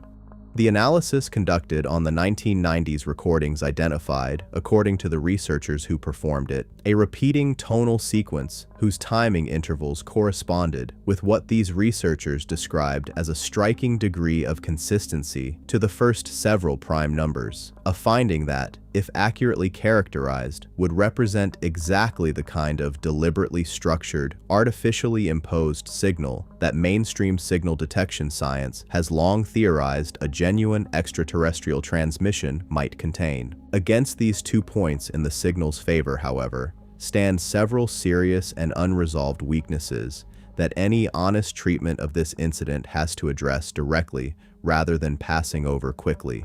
First, and most fundamentally, the original recordings, made on consumer-grade equipment by hobbyists rather than professional researchers, have never been made available for review by the broader mainstream scientific community engaged in legitimate extraterrestrial signal detection research. A community that has developed considerably more rigorous standards for ruling out terrestrial interference, satellite crosstalk, and equipment artifacts than were applied in the original 1990s analysis conducted by researchers sympathetic to the case from the outset. Second, and relatedly, no professional radio astronomy facility, despite the incident's growing notoriety within ufology circles over the following decades, has ever detected a similar signal using the vastly more sensitive and rigorously monitored equipment available at dedicated observatories. Either at the time of the original incident or during any subsequent period, a persistent absence of corroboration from more capable instrumentation that skeptics have reasonably pointed to as a significant strike against the incident's extraterrestrial interpretation.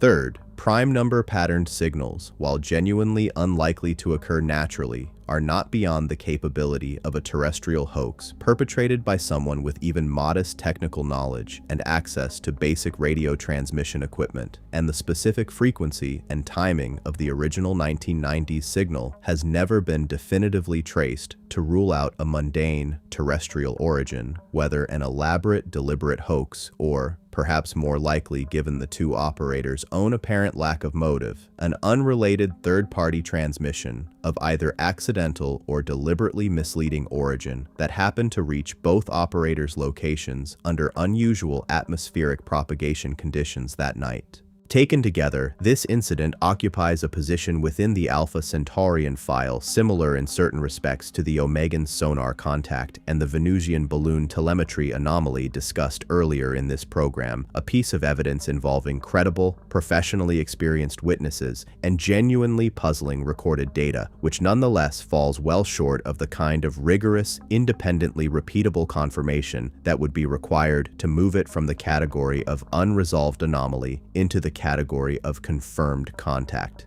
It is presented here, as with those earlier incidents, not as proof, but as the strongest single piece of evidence available within this particular file, offered with its genuine strengths and its equally genuine and serious weaknesses, laid out as plainly as the material allows. With this incident addressed, we can now step back and characterize the Alpha Centaurian file as a whole, in relation to the 4 races already discussed in this program. Of the 5 races in this catalog, the Alpha Centaurians present perhaps the most internally consistent physical and astronomical picture, largely because their proposed point of origin sits at a distance and within a stellar environment close enough to be meaningfully engaged with by advances in mainstream astronomical understanding over the decades since the earliest testimony was recorded, allowing for the kind of retroactive alignment between old testimony and new data discussed at the opening of this part. At the same time, the comparatively sparse and less elaborately developed body of direct contact testimony relative to the rich instructional material found in the Andromedan file, or the extensive social and technological detail found in the Omegan and Venusian files, means the Alpha Centaurian file offers less raw material for either confirmation or embellishment, a trade-off that different researchers within this field weigh differently depending on their own prior views about what kind of evidence should be considered most trustworthy in a subject area this resistant to conventional scientific verification. Having now worked through all 5 races individually, the patient, technologically observant Omegans, the resource-constrained, subsurface-dwelling Venusians, the luminous, boundary-dissolving Etherians, the instructionally engaged, galaxy-spanning Andromedans, and the ancient, unhurried Alpha Centaurians, we turn, in the next and second-to-last part of this program, to a question that has been quietly present throughout this entire catalog, but that we have deliberately set aside until now. Whether these 5 bodies of testimony, gathered across more than 7 decades by witnesses with no apparent connection to one another, working in different countries, different professions, and under vastly different circumstances, can be understood as describing 5 entirely separate and unrelated phenomena, or whether the recurring points of contact, contradiction, and structural similarity between them suggest something closer to 5 different windows onto a single, far larger and more complex reality that no individual body of testimony on its own has ever been positioned to fully describe. Cross-connections and closing. Laid side by side, the 5 files this program has covered resist easy synthesis, and it would be a disservice to the material to force them into a tidier unified narrative than the underlying testimony actually supports. But several genuine points of intersection do recur across these otherwise independently sourced bodies of testimony, and they are worth examining directly, both for what they might suggest about the underlying reality this catalog is attempting to describe, and for what they reveal about the more mundane, entirely human process of storytelling, memory, and cultural transmission that inevitably shapes any body of testimony gathered across 7 decades from witnesses who did not live in complete isolation from one another's cultural environment. The most frequently noted point of intersection is the direct cross-referencing found within the Andromedan file, discussed in an earlier part of this program, in which the primary contactee's material explicitly describes the Andromedans as part of a broader association of civilizations that includes a group matching the Omegan description under a different name. Researchers have approached this cross-reference from 2 very different directions. Those inclined toward a more literal interpretation of this entire catalog point to it as a rare instance of independent corroboration between separately developed files, evidence that the underlying phenomenon these 5 bodies of testimony are describing is coherent and internally consistent, even across witnesses with no direct connection to one another. Those inclined toward a more skeptical reading point out, with equal validity, that the Omegan material had already begun circulating in some form within the broader alternative research and UFO literature by the time the Andromedan contactees material was first published, making it entirely possible, and arguably more parsimonious, that this apparent cross-reference reflects ordinary cultural absorption rather than independent confirmation of a shared underlying reality. Both readings remain live possibilities, and this program does not claim to resolve which is correct, only to note that the tension between them is representative of the interpretive challenge that runs through this entire catalog. A second, less frequently discussed but genuinely striking point of overlap concerns the recurring theme of subsurface or otherwise concealed habitation, which appears in modified form across 3 of the 5 files discussed in this program. The Venusians are described at the core of their file as an entirely subsurface-dwelling civilization, their surface presence limited to brief, carefully shielded excursions. The underground cave and mining encounters discussed in connection with the Venusian file echo this theme directly, but a similar, if less central, emphasis on concealment and limited, carefully managed visibility also runs through the Omegan file, whose described policy of patient visibility explicitly frames their engagement with Earth as a matter of deliberate restraint rather than open presence. And even the Alpha Centaurian file, sparse as its early testimony is, consistently describes brief, controlled encounters rather than any sustained open presence. Only the Etherian and Andromedan files depart meaningfully from this pattern, the former because its described mode of contact operates through altered consciousness rather than physical visibility in any conventional sense, and the latter because its testimony explicitly describes sustained, repeated, and in later years, increasingly open contact with individual human witnesses. Whether this recurring emphasis on concealment across 3 of the 5 files reflects something genuine about how a more advanced civilization might rationally choose to engage with a less advanced one, cautiously, incrementally, and with considerable restraint, or whether it simply reflects the psychological and narrative needs of human witnesses constructing an explanation for phenomena they cannot otherwise account for. an explanation that conveniently accounts for the corresponding absence of more direct, undeniable proof, is a question this program is not in a position to answer with any confidence, though it is worth noting that both explanations are entirely compatible with the same underlying pattern of testimony, and distinguishing between them is not something the testimony itself can do on its own. A third recurring theme, less a specific point of factual overlap than a shared structural feature across nearly all 5 files, concerns the consistent framing of these various races' interest in Earth as arising from some form of critical developmental threshold in human technological or civilizational history, rather than from simple curiosity or opportunism. The Omegan file frames its described increase in observed activity around humanity's development of nuclear weapons and early spaceflight capability. The Andromedan instructional material frames contact as being offered specifically to individuals judged ready for it,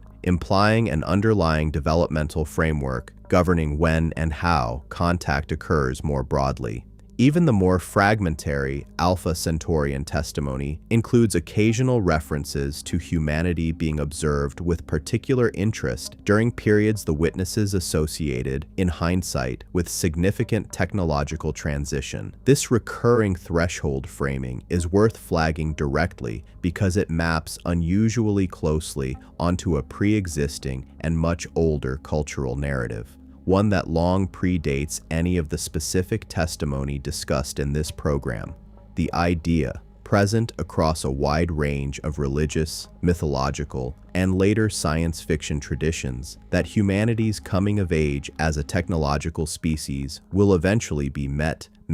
or judged by some more advanced outside intelligence.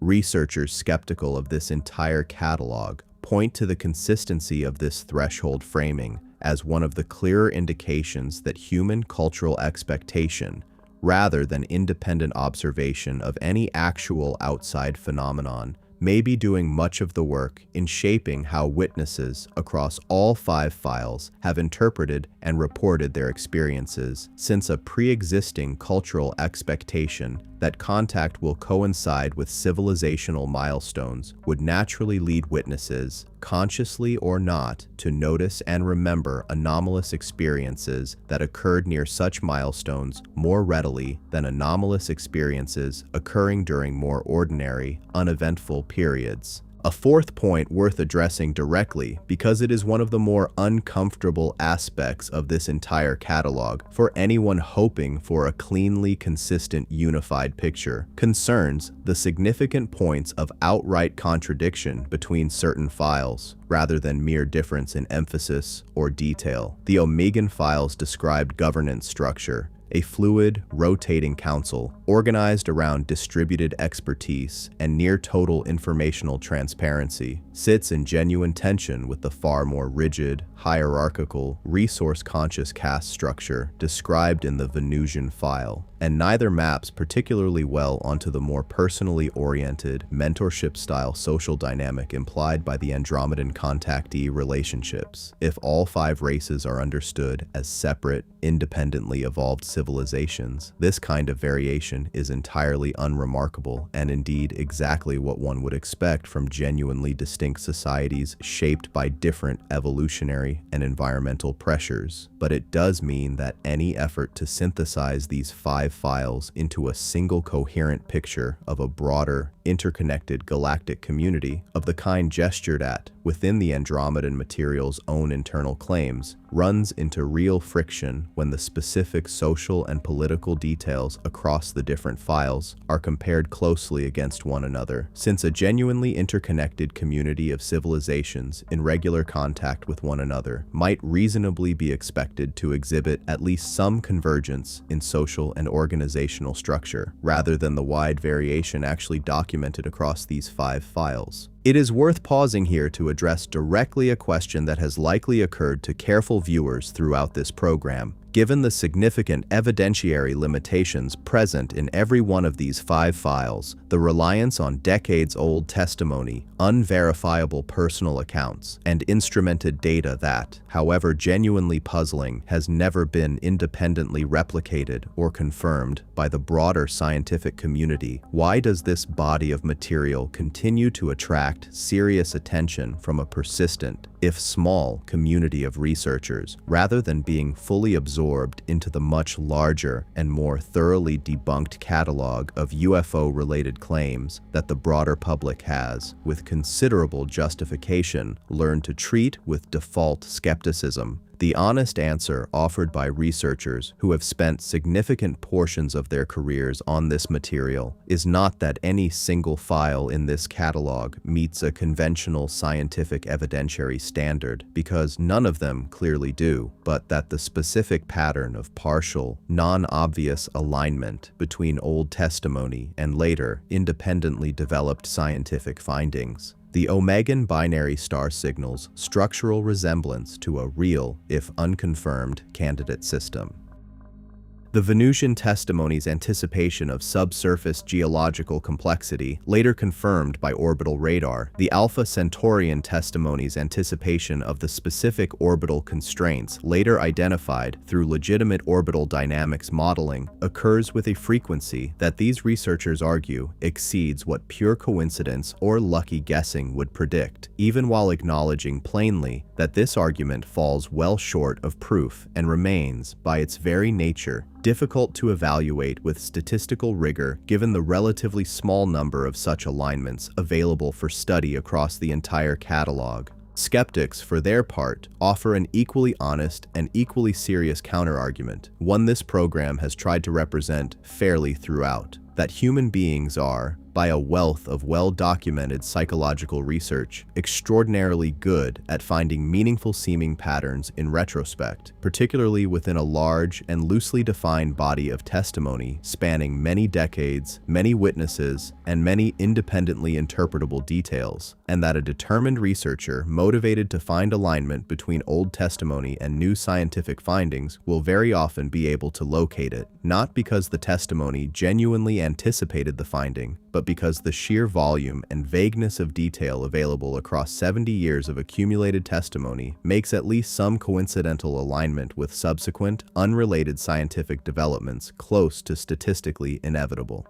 This is not a dismissive argument, and it should not be treated as one. It is, in fact, one of the more important and more scientifically grounded objections available anywhere in this entire subject area, and any viewer walking away from this program with a genuinely balanced understanding of this material should hold both possibilities, genuine if still unproven signal within this testimony, and the very human tendency to manufacture pattern and meaning from an ambiguous and incomplete record, in mind simultaneously, rather than collapsing prematurely into either uncritical belief or reflexive dismissal. In this part, we will bring this program to a close, stepping back from the specific details of each individual file to consider what, if anything, this entire catalog can responsibly be said to tell us, what it cannot, and what it would actually take, in practical and scientific terms, to move any of these 5 files from the realm of persistent, unresolved anomaly into the realm of genuine, confirmed knowledge about who, if anyone, is out there, and what it might mean for a small, technologically adolescent species to have spent the better part of a century collecting fragments of a story it has never quite been able to prove, and has never quite been able to fully let go of either.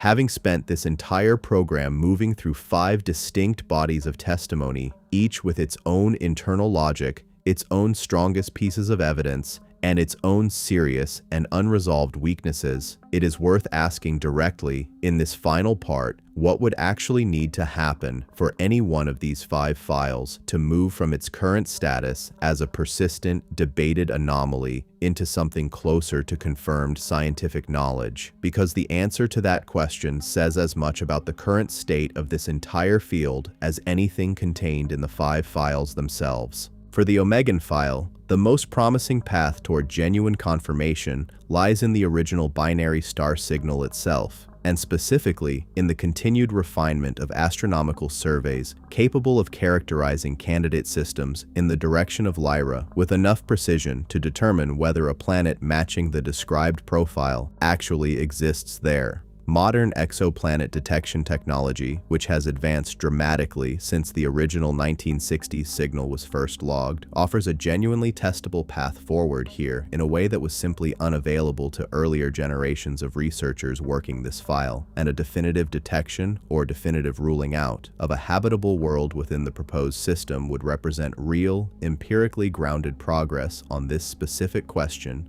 regardless of what it might or might not ultimately confirm about the more speculative claims layered on top of the original signal itself. For the Venusian file, meaningful progress would most plausibly come through continued orbital and eventually surface or subsurface exploration of Venus itself, a planet that has received considerably less direct exploratory attention than Mars over the past several decades, but that has seen renewed scientific interest in recent years, driven in part by legitimate, mainstream astrobiological questions about whether Venus's upper atmosphere, if not its surface or subsurface, could theoretically support some form of microbial life. Any future mission capable of directly investigating the extensive subsurface void systems that current radar mapping has already identified would offer a genuine, if still difficult, opportunity to test the core structural claim underlying the modern Venusian file, even if the specific question of intelligent, technologically advanced inhabitants remains, realistically, far beyond what any currently planned mission is equipped to investigate.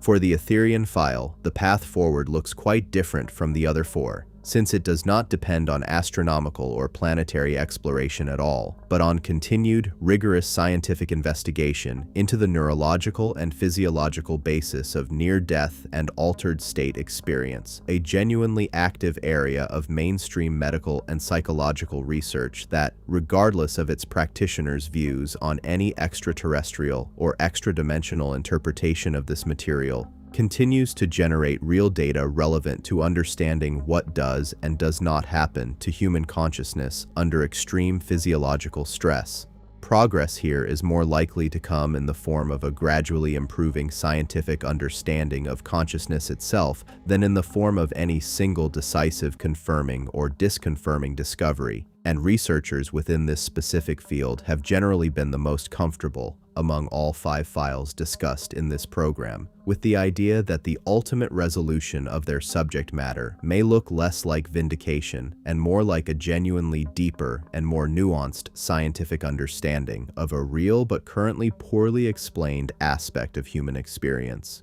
whatever that understanding ultimately turns out to reveal. For the Andromedan file, meaningful progress is, frankly, the hardest to specify of any of the 5, precisely because the distance problem discussed earlier in this program places the file's central claim outside the reach of any currently conceivable direct verification method. The most plausible path toward genuine progress here lies not in confirming or disconfirming the literal travel claim at the heart of the file, but in continued, rigorous, independently conducted materials analysis of the kind already performed on the small metallic fragment discussed earlier, expanded to include any additional physical evidence that might surface in connection with this or similarly structured testimony, evaluated by laboratories with no prior investment in either confirming or debunking the sample's claimed origin. For the Alpha Centaurian file, progress looks more concrete and more immediately achievable than for any of the other 4, since it depends primarily on continued observation of the Alpha Centauri system itself using the same kind of advanced exoplanet detection technology relevant to the Omegan file, technology that has already, in recent years, begun providing genuinely new data about this specific system that was entirely unavailable when the earliest testimony was first recorded, a confirmed detection of an actual planet within the specific orbital range the older testimony described, or equally informative, a confirmed and thorough ruling out of any such planet would represent real and meaningful progress on one of the most concrete and testable claims found anywhere across this entire 5-part catalog.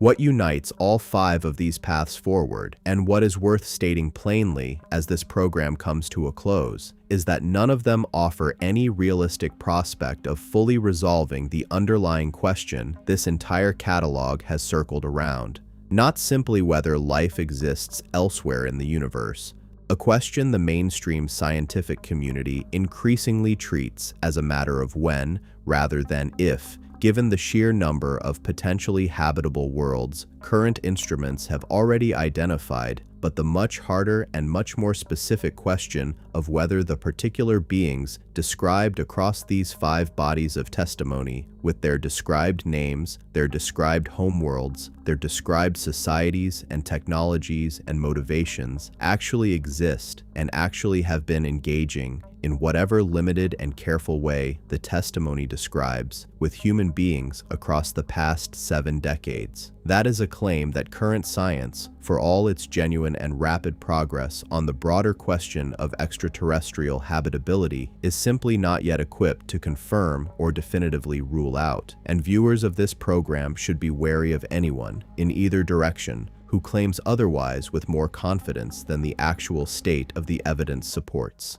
What this program has tried to offer instead is something more modest and, its makers would argue, ultimately more honest. A careful, good faith accounting of 5 bodies of testimony that have persisted in recognizable form across decades of public ridicule, institutional indifference, and the far more mundane but equally corrosive effects of imperfect memory and unconscious embellishment. Testimony gathered from witnesses who, in case after case, had little obvious personal or financial incentive to fabricate what they reported, and who in many cases continued to grapple, often uncomfortably, and without any tidy resolution, with experiences they themselves struggled to fully explain or integrate into the rest of their lives. None of that constitutes proof. It is worth saying that directly, and without hedging, one final time, before this program ends. Nothing presented across these 12 parts rises to the level of confirmed scientific fact, and any responsible viewer should hold every claim in this catalog with the same careful, provisional skepticism that this program has tried to model throughout, rather than treating any single detail as settled simply because it was described with confidence or repeated across multiple sources. But it is equally worth saying that the dismissive alternative, treating every account discussed in this program as self-evidently the product of fraud, delusion, or simple error without engaging seriously with the specific, sometimes genuinely puzzling details each file actually contains, is its own kind of intellectual shortcut, one that trades the discomfort of genuine uncertainty for the false comfort of a tidy, closed case. The honest position, and the position this program has tried to occupy throughout, sits in the harder space between those 2 extremes, a recognition that human beings have spent the better part of a century collecting a strange, fragmentary, internally inconsistent but genuinely persistent body of testimony about 5 distinct, non-human intelligences, that this testimony contains real anomalies alongside real weaknesses, real moments of apparent scientific anticipation alongside real evidence of cultural cross-contamination and embellishment, and that the only responsible conclusion available, given the current state of the evidence, is that we do not yet know, and that continuing to look carefully, skeptically, and honestly at the material that keeps surfacing, from the missile fields of the 1960s to the balloon platforms of the 2010s, to the still unexplained signal recorded by 2 amateur radio operators one otherwise unremarkable night in the early 1990s, remains a more worthwhile use of our attention than either uncritical belief or premature dismissal.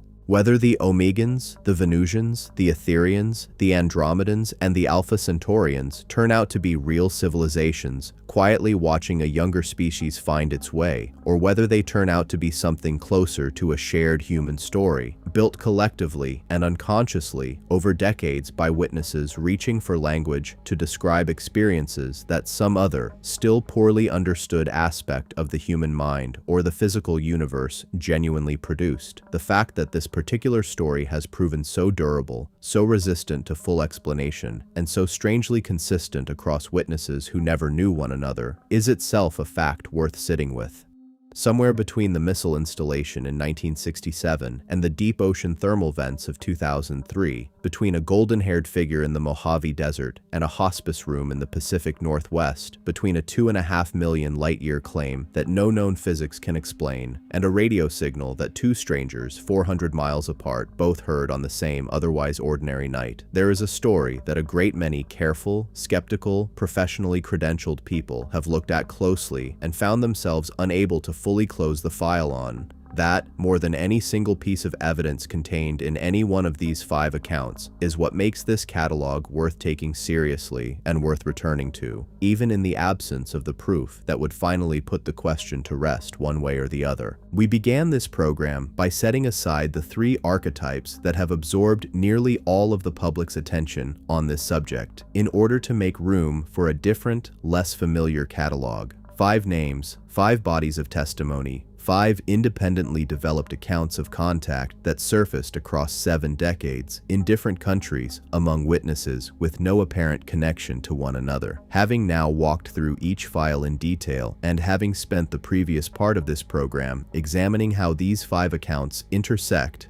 echo, and occasionally contradict one another, it is worth spending this closing section doing something documentaries in this genre rarely do carefully, sitting with the actual epistemic weight of what has and has not been established, examining why claims of this kind are structurally so difficult to resolve one way or the other, and looking honestly at what it would take, in practical terms, to move this entire subject out of the permanent twilight it has occupied for the better part of a century. Start with a question that sounds simple, but turns out to be doing an enormous amount of quiet work throughout this entire subject. What standard of evidence should a claim like this actually have to meet? It has become a common shorthand within both scientific and popular discussion of anomalous phenomena that extraordinary claims require extraordinary evidence, a principle that sounds self-evidently reasonable and that most people, on reflection, would endorse in the abstract. But the history of science offers a genuinely useful corrective to how that principle gets applied in practice, because it turns out that scientific communities have, on numerous well-documented occasions, been too quick in both directions. Too quick to accept claims that later proved illusory, and too quick to dismiss claims that later proved correct.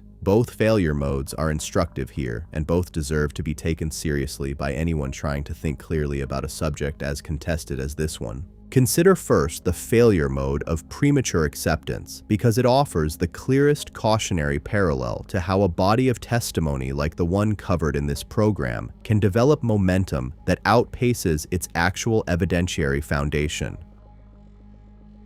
In the early years of the 20th century, a respected French physicist announced the discovery of a new form of radiation, one he claimed could be detected using specially prepared photographic plates, and that produced measurable effects under carefully controlled laboratory conditions. Dozens of other researchers across Europe, working independently in their own laboratories, reported successfully replicating the discovery over the following several years, publishing papers, presenting at conferences, building an entire small subfield of physics around a phenomenon that had genuine institutional credibility, respected practitioners, and a growing body of what appeared at the time to be independent corroborating evidence. It was not until a visiting American physicist, skeptical of the claimed effect, quietly removed a critical piece of equipment from the original experimental setup without informing the original researcher, and observed that the reported results continued completely unchanged despite the equipment's absence, that the entire phenomenon was revealed to be an artifact of unconscious observer bias rather than any real physical effect.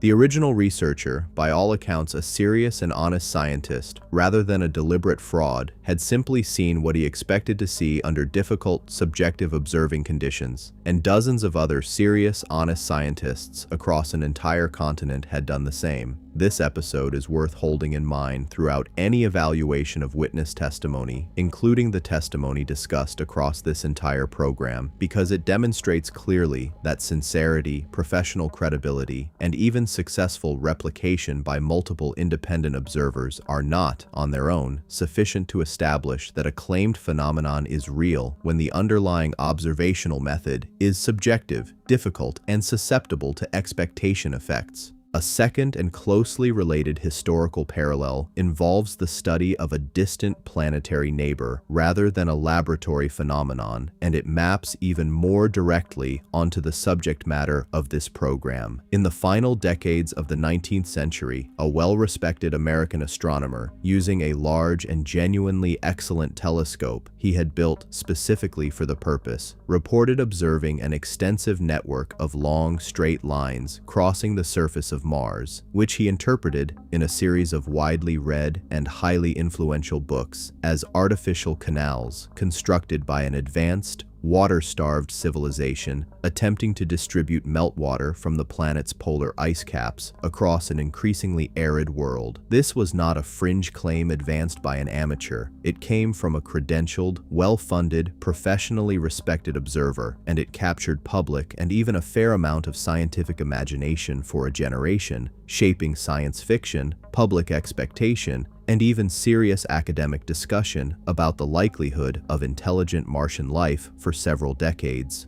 Other astronomers, observing through their own telescopes, reported seeing similar linear features, lending the claim an appearance of independent corroboration, remarkably similar in structure to the cross-witness convergence this program has discussed in connection with several of its own 5 files. It was not until considerably improved telescopic technology and eventually direct spacecraft imaging in the 1960s definitively established that no such canal network exists, and that the observed linear features had been an optical and perceptual artifact produced by the human visual system's tendency to connect faint, scattered, genuinely present surface details into continuous lines when observed at the very edge of resolvable detail. Here again, honest, skilled, professionally credentialed observers, using the best instruments available to them, reported a specific and, in this case, geometrically detailed phenomenon that later, better instrumentation definitively showed did not exist in the form originally described.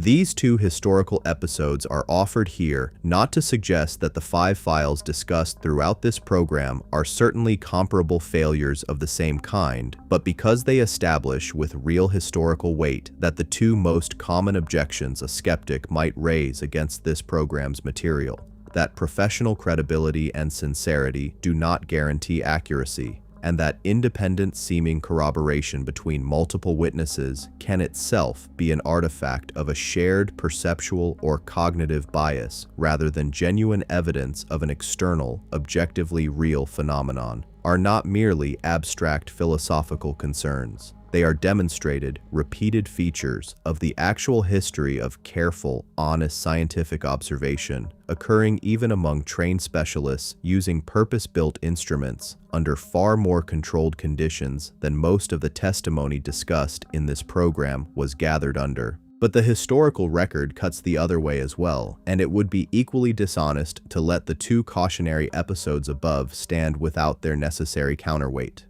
Consider the case of continental drift, proposed in the early 20th century by a German meteorologist who noticed that the coastlines of South America and Africa appeared to fit together like interlocking puzzle pieces, and who assembled a genuinely substantial body of supporting evidence drawn from matching fossil distributions, matching rock formations, and matching ancient climate indicators found on continents now separated by thousands of miles of ocean. This proposal was met, for the better part of 4 decades, with sustained and often openly derisive rejection from the mainstream geological establishment, not because the evidence was weak, but because the proposed mechanism, continents somehow plowing through solid oceanic crust, struck contemporary geologists as physically implausible given the understanding of Earth's interior available at the time. It was not until the 1960s, when entirely new evidence from deep-sea magnetic surveys revealed the actual mechanism of seafloor spreading that had eluded the original proposer, that the scientific establishment, often the very same individuals who had spent decades dismissing the idea, reversed course completely and adopted plate tectonics as one of the foundational, unifying frameworks of modern geology.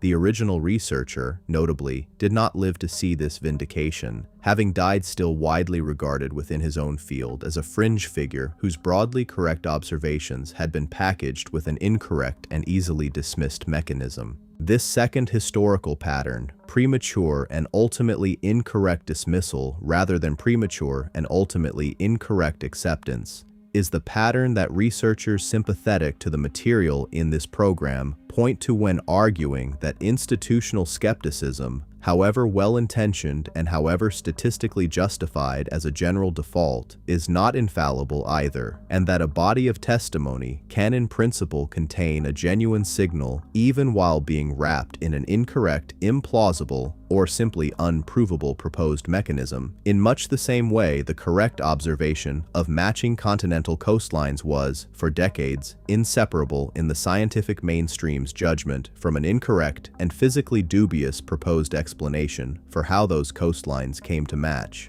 Whether any of the 5 files discussed in this program actually represents a case of this second kind, a genuine observation wrapped in a mechanism current science cannot yet explain, rather than a case of the first kind, an artifact of perception and expectation mistaken for an external reality, is precisely the question this entire subject has been unable to resolve for the better part of a century. And it is a question this program does not claim to resolve either. What these paired historical episodes do offer, together, is a genuinely balanced framework for holding the uncertainty at the heart of this catalog. Neither historical pattern licenses either uncritical belief or reflexive dismissal on its own, and a responsible viewer needs to hold both possibilities open simultaneously, resisting the very human urge to resolve the discomfort of genuine uncertainty by collapsing prematurely toward whichever conclusion feels more emotionally satisfying. With that framework established, it is worth returning, in somewhat greater depth than the previous part of this program allowed, to the specific and in several cases genuinely active scientific efforts that bear most directly on each of the 5 files discussed across this catalog, because unlike much of the broader UFO literature, several of these specific files intersect with real, ongoing, mainstream scientific research programs in ways that offer at least the theoretical possibility of future clarification, even if that clarification remains, honestly, years or decades away. The search for a habitable world within the specific binary system proposed by researchers examining the original Omegan signal has been meaningfully advanced by the last decade of exoplanet detection technology, particularly by space-based observatories purpose-built to detect the subtle, periodic dimming a planet produces as it passes in front of its parent star, and by newer instruments capable of directly analyzing the chemical composition of a distant planet's atmosphere by studying how starlight filters through it. These technologies have already transformed exoplanet science from a field that, as recently as the early 1990s, had not yet confirmed a single planet beyond our own solar system, into a field that has now cataloged thousands of confirmed worlds and identified a meaningful subset of genuinely promising, potentially habitable candidates, including several within binary or multiple star systems whose orbital dynamics researchers once assumed would be too unstable to support long-term planetary habitability at all, a once common assumption that more recent, more sophisticated modeling has significantly revised. Whether continued survey work in the specific direction associated with the Omegan file will eventually confirm or rule out a matching world remains genuinely open and represents one of the more concretely testable questions raised anywhere across this entire catalog. The Venusian file's most direct connection to active mainstream research involves a renewed wave of scientific interest in Venus itself, following several decades in which the planet received comparatively little direct exploratory attention relative to Mars. Multiple space agencies have, in recent years, selected new missions specifically designed to study Venus's atmosphere in far greater chemical and physical detail than any previous mission has achieved, alongside companion efforts to map the planet's surface using radar imaging techniques capable of resolving geological detail well beyond what earlier orbital missions could achieve. None of these missions are designed with anything like the Venusian testimony's specific claims in mind, and none of the scientists involved in them would characterize their work as investigating the possibility of an advanced subsurface civilization. but the underlying data these missions are expected to generate, particularly improved mapping of Venus's subsurface void and channel systems, will, as an incidental but genuine byproduct, provide considerably more precise information relevant to evaluating the core structural claim at the center of the modern Venusian file than has ever been available before. The Etherian file's relationship to active mainstream research looks different in character from the other four, but is arguably no less genuine for that difference. Clinical researchers studying resuscitation medicine, working within major academic hospital systems and publishing in peer-reviewed medical literature, have spent the past several decades developing increasingly rigorous protocols for documenting and, where possible, independently verifying the content of reported experiences occurring during cardiac arrest, including deliberately placed visual targets in resuscitation settings, positioned specifically to be visible only from a vantage point above the patient's body, designed to test whether patients reporting an out-of-body perspective during their experience can accurately describe details they could not have perceived from an ordinary embodied position. This research remains genuinely difficult to conduct given the rarity and unpredictability of cardiac arrest events occurring under sufficiently monitored conditions, and the results gathered so far remain limited and, within the medical research community itself, interpreted with considerable caution and real disagreement about their ultimate significance. But it represents exactly the kind of careful, incremental, methodologically rigorous investigation that the Etherian file, unlike the other four, is genuinely capable of supporting, precisely because its central claims concern human subjective experience under specific, at least partially reproducible clinical conditions, rather than the more purely observational, one-off encounters that characterize the remaining four files in this catalog. The Andromedan file remains, as discussed earlier in this program, the most resistant of the five to any direct path towards scientific verification, given the specific distance problem at the center of its central claim. What limited progress seems possible here lies almost entirely in the continued, independently conducted analysis of any physical trace evidence connected to this or similarly structured testimony using materials science techniques that have themselves advanced considerably since the original fragment discussed earlier in this program was first analyzed, and in the more general, ongoing work of researchers attempting to systematically catalog and cross-reference contactee testimony across different cultural and linguistic contexts in an effort to determine, with somewhat greater statistical rigor than has so far been applied to this file, whether the degree of convergent detail found across independently sourced Andromedan accounts genuinely exceeds what would be expected from shared cultural exposure to the original, widely circulated testimony that has anchored this file since the late 1970s. The Alpha Centaurian file, as noted in the previous part of this program, offers the most immediately concrete and most rapidly advancing path toward genuine scientific clarification of any of the five files discussed in this catalog. The same generation of exoplanet detection technology relevant to the Omegan file has, in recent years, begun to generate genuinely new and increasingly precise data about the Alpha Centauri system specifically, a system that presents unusual technical challenges for planet detection precisely because of the close proximity and brightness of its two main stars, which tend to overwhelm the extremely faint signal produced by any orbiting planet using the detection methods that have proven most successful elsewhere.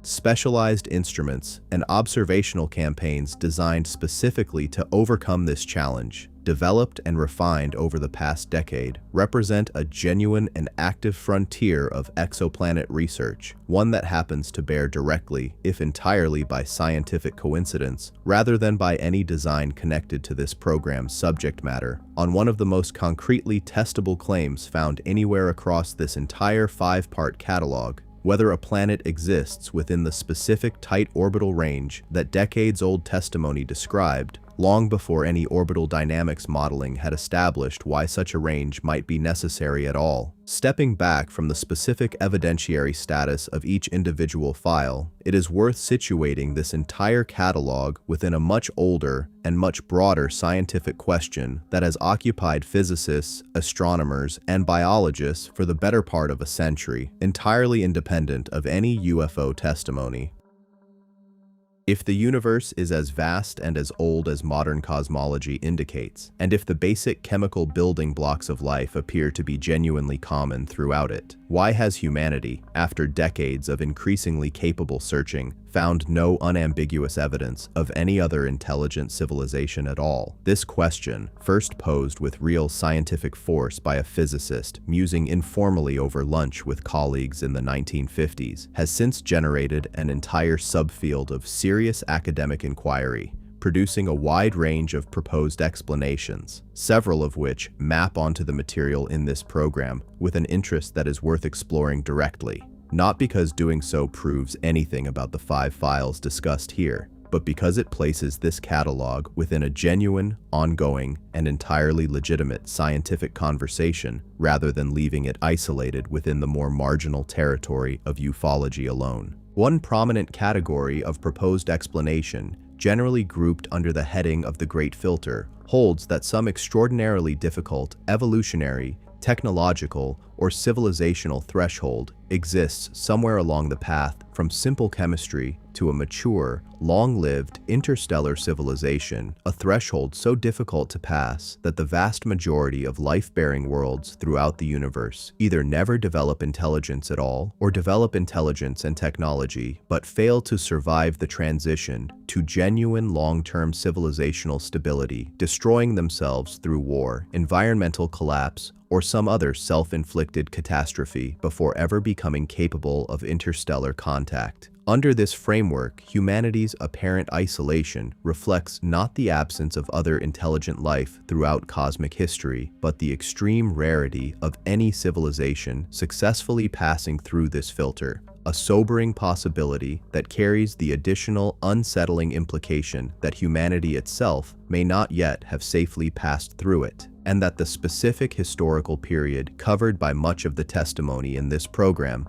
beginning with the development of nuclear weapons in the mid-20th century, may represent exactly the kind of civilizational threshold this framework describes. It is difficult, working through the Omegan file's own described interest in humanity's nuclear and early spaceflight development, not to notice the resonance with this entirely independent, mainstream scientific hypothesis, whether or not that resonance reflects anything more than a shared and, in retrospect, fairly obvious cultural preoccupation with the same historical moment. A second prominent explanation, generally referred to as the zoo hypothesis, proposes something considerably closer to the specific behavioral pattern described across several of the files in this catalog, that advanced civilizations do exist and are or have been aware of Earth, but have adopted a deliberate policy of non-interference, choosing to observe rather than openly engage, whether out of scientific caution, ethical restraint, or some broader galactic or civilizational convention governing contact with less developed worlds.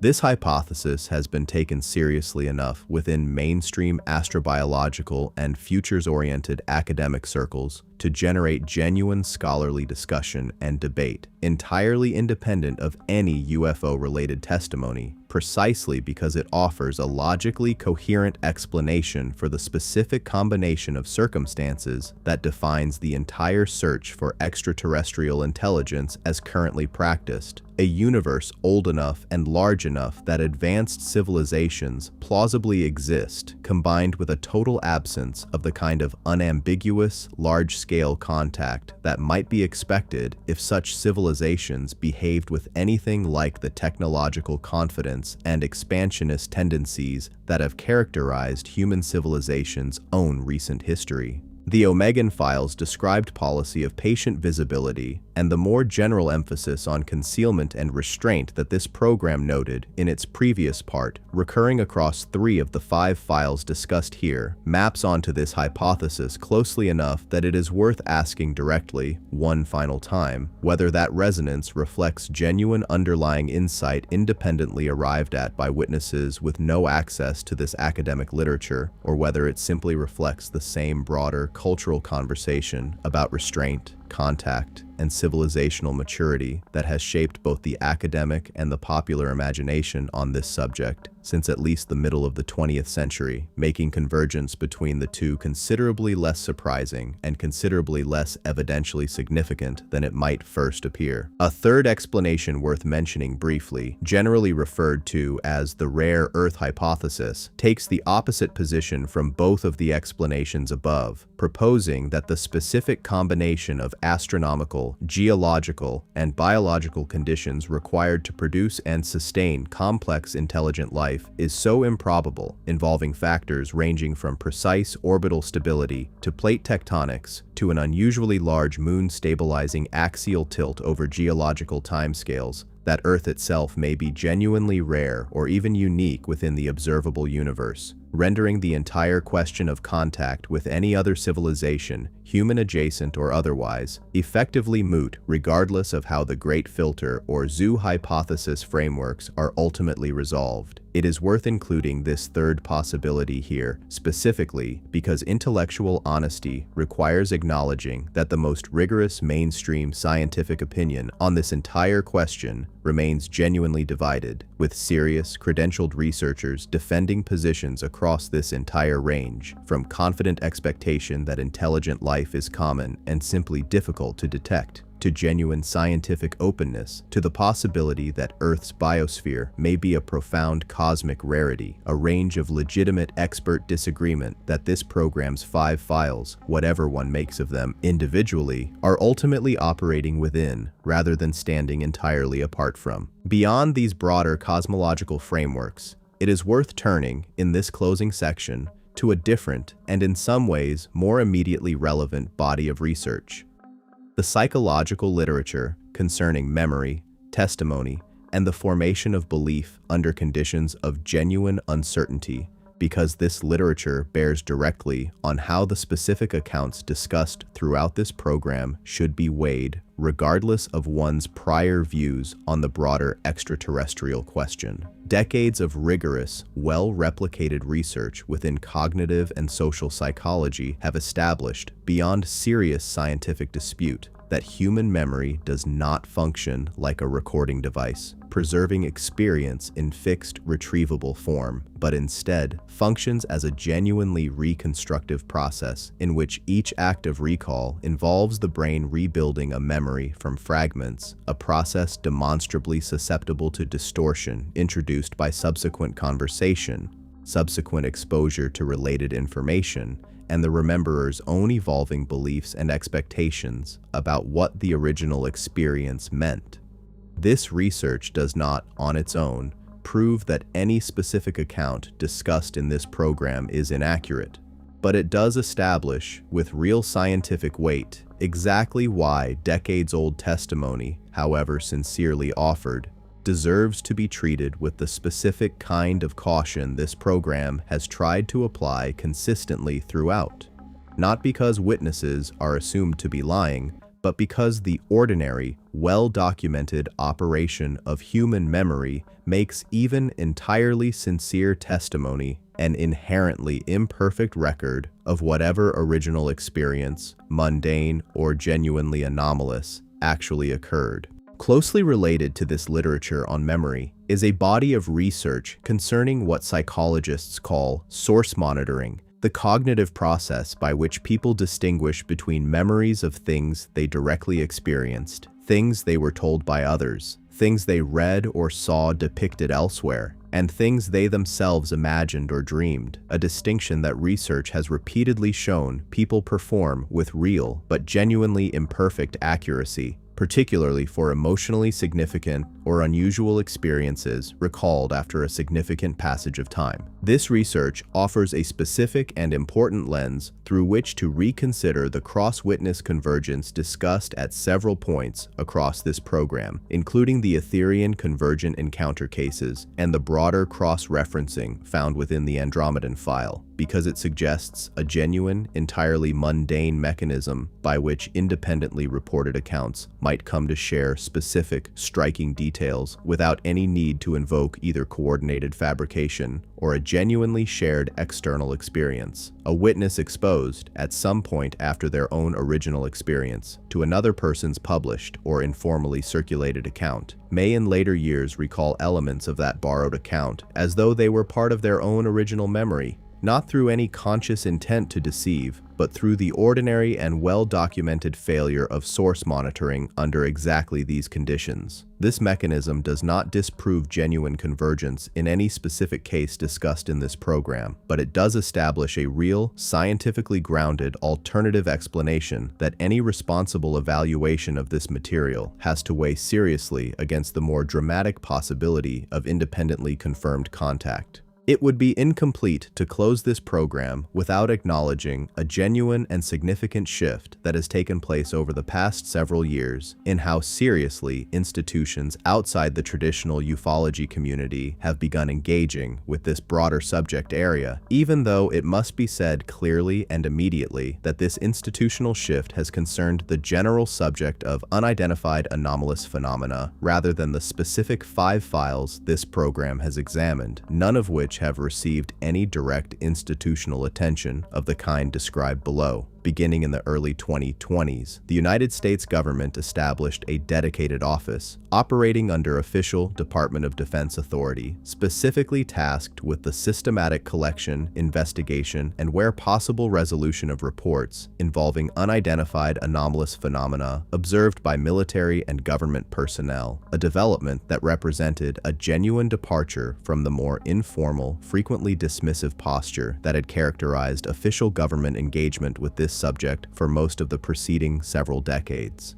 This institutional shift was accompanied by a series of public congressional hearings, during which former intelligence and military officials offered sworn testimony describing, among other things, personal knowledge of government programs allegedly involved in the study of retrieved non-human technology, testimony that generated substantial public and media attention, and that remains, as of this program's production, unresolved, neither independently confirmed through documentary or physical evidence made available to the public, nor definitively debunked by any counter-investigation conducted with comparable public transparency. This broader institutional shift matters for how this program's own material should be understood, not because it validates any of the 5 specific files discussed across these 12 parts, but because it demonstrates that the underlying question this entire catalog has circled around, whether some portion of the vast body of anomalous testimony accumulated over the past century reflects genuine contact with a non-human intelligence, has moved, at least partially, out of the fully marginalized cultural space it occupied for most of the 20th century, and into a space where it is being engaged with, however cautiously and however incompletely,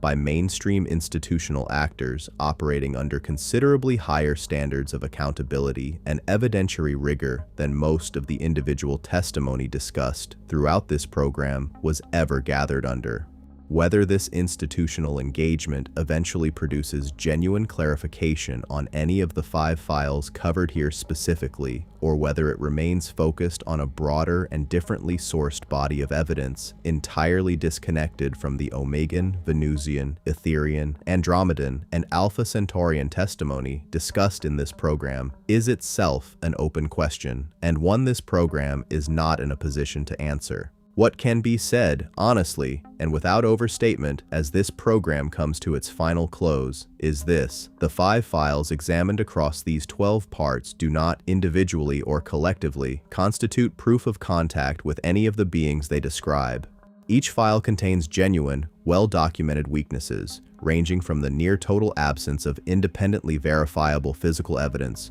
to the well-established unreliability of decades-old human memory. to specific and serious internal contradictions between files that any honest synthesis has to acknowledge rather than paper over.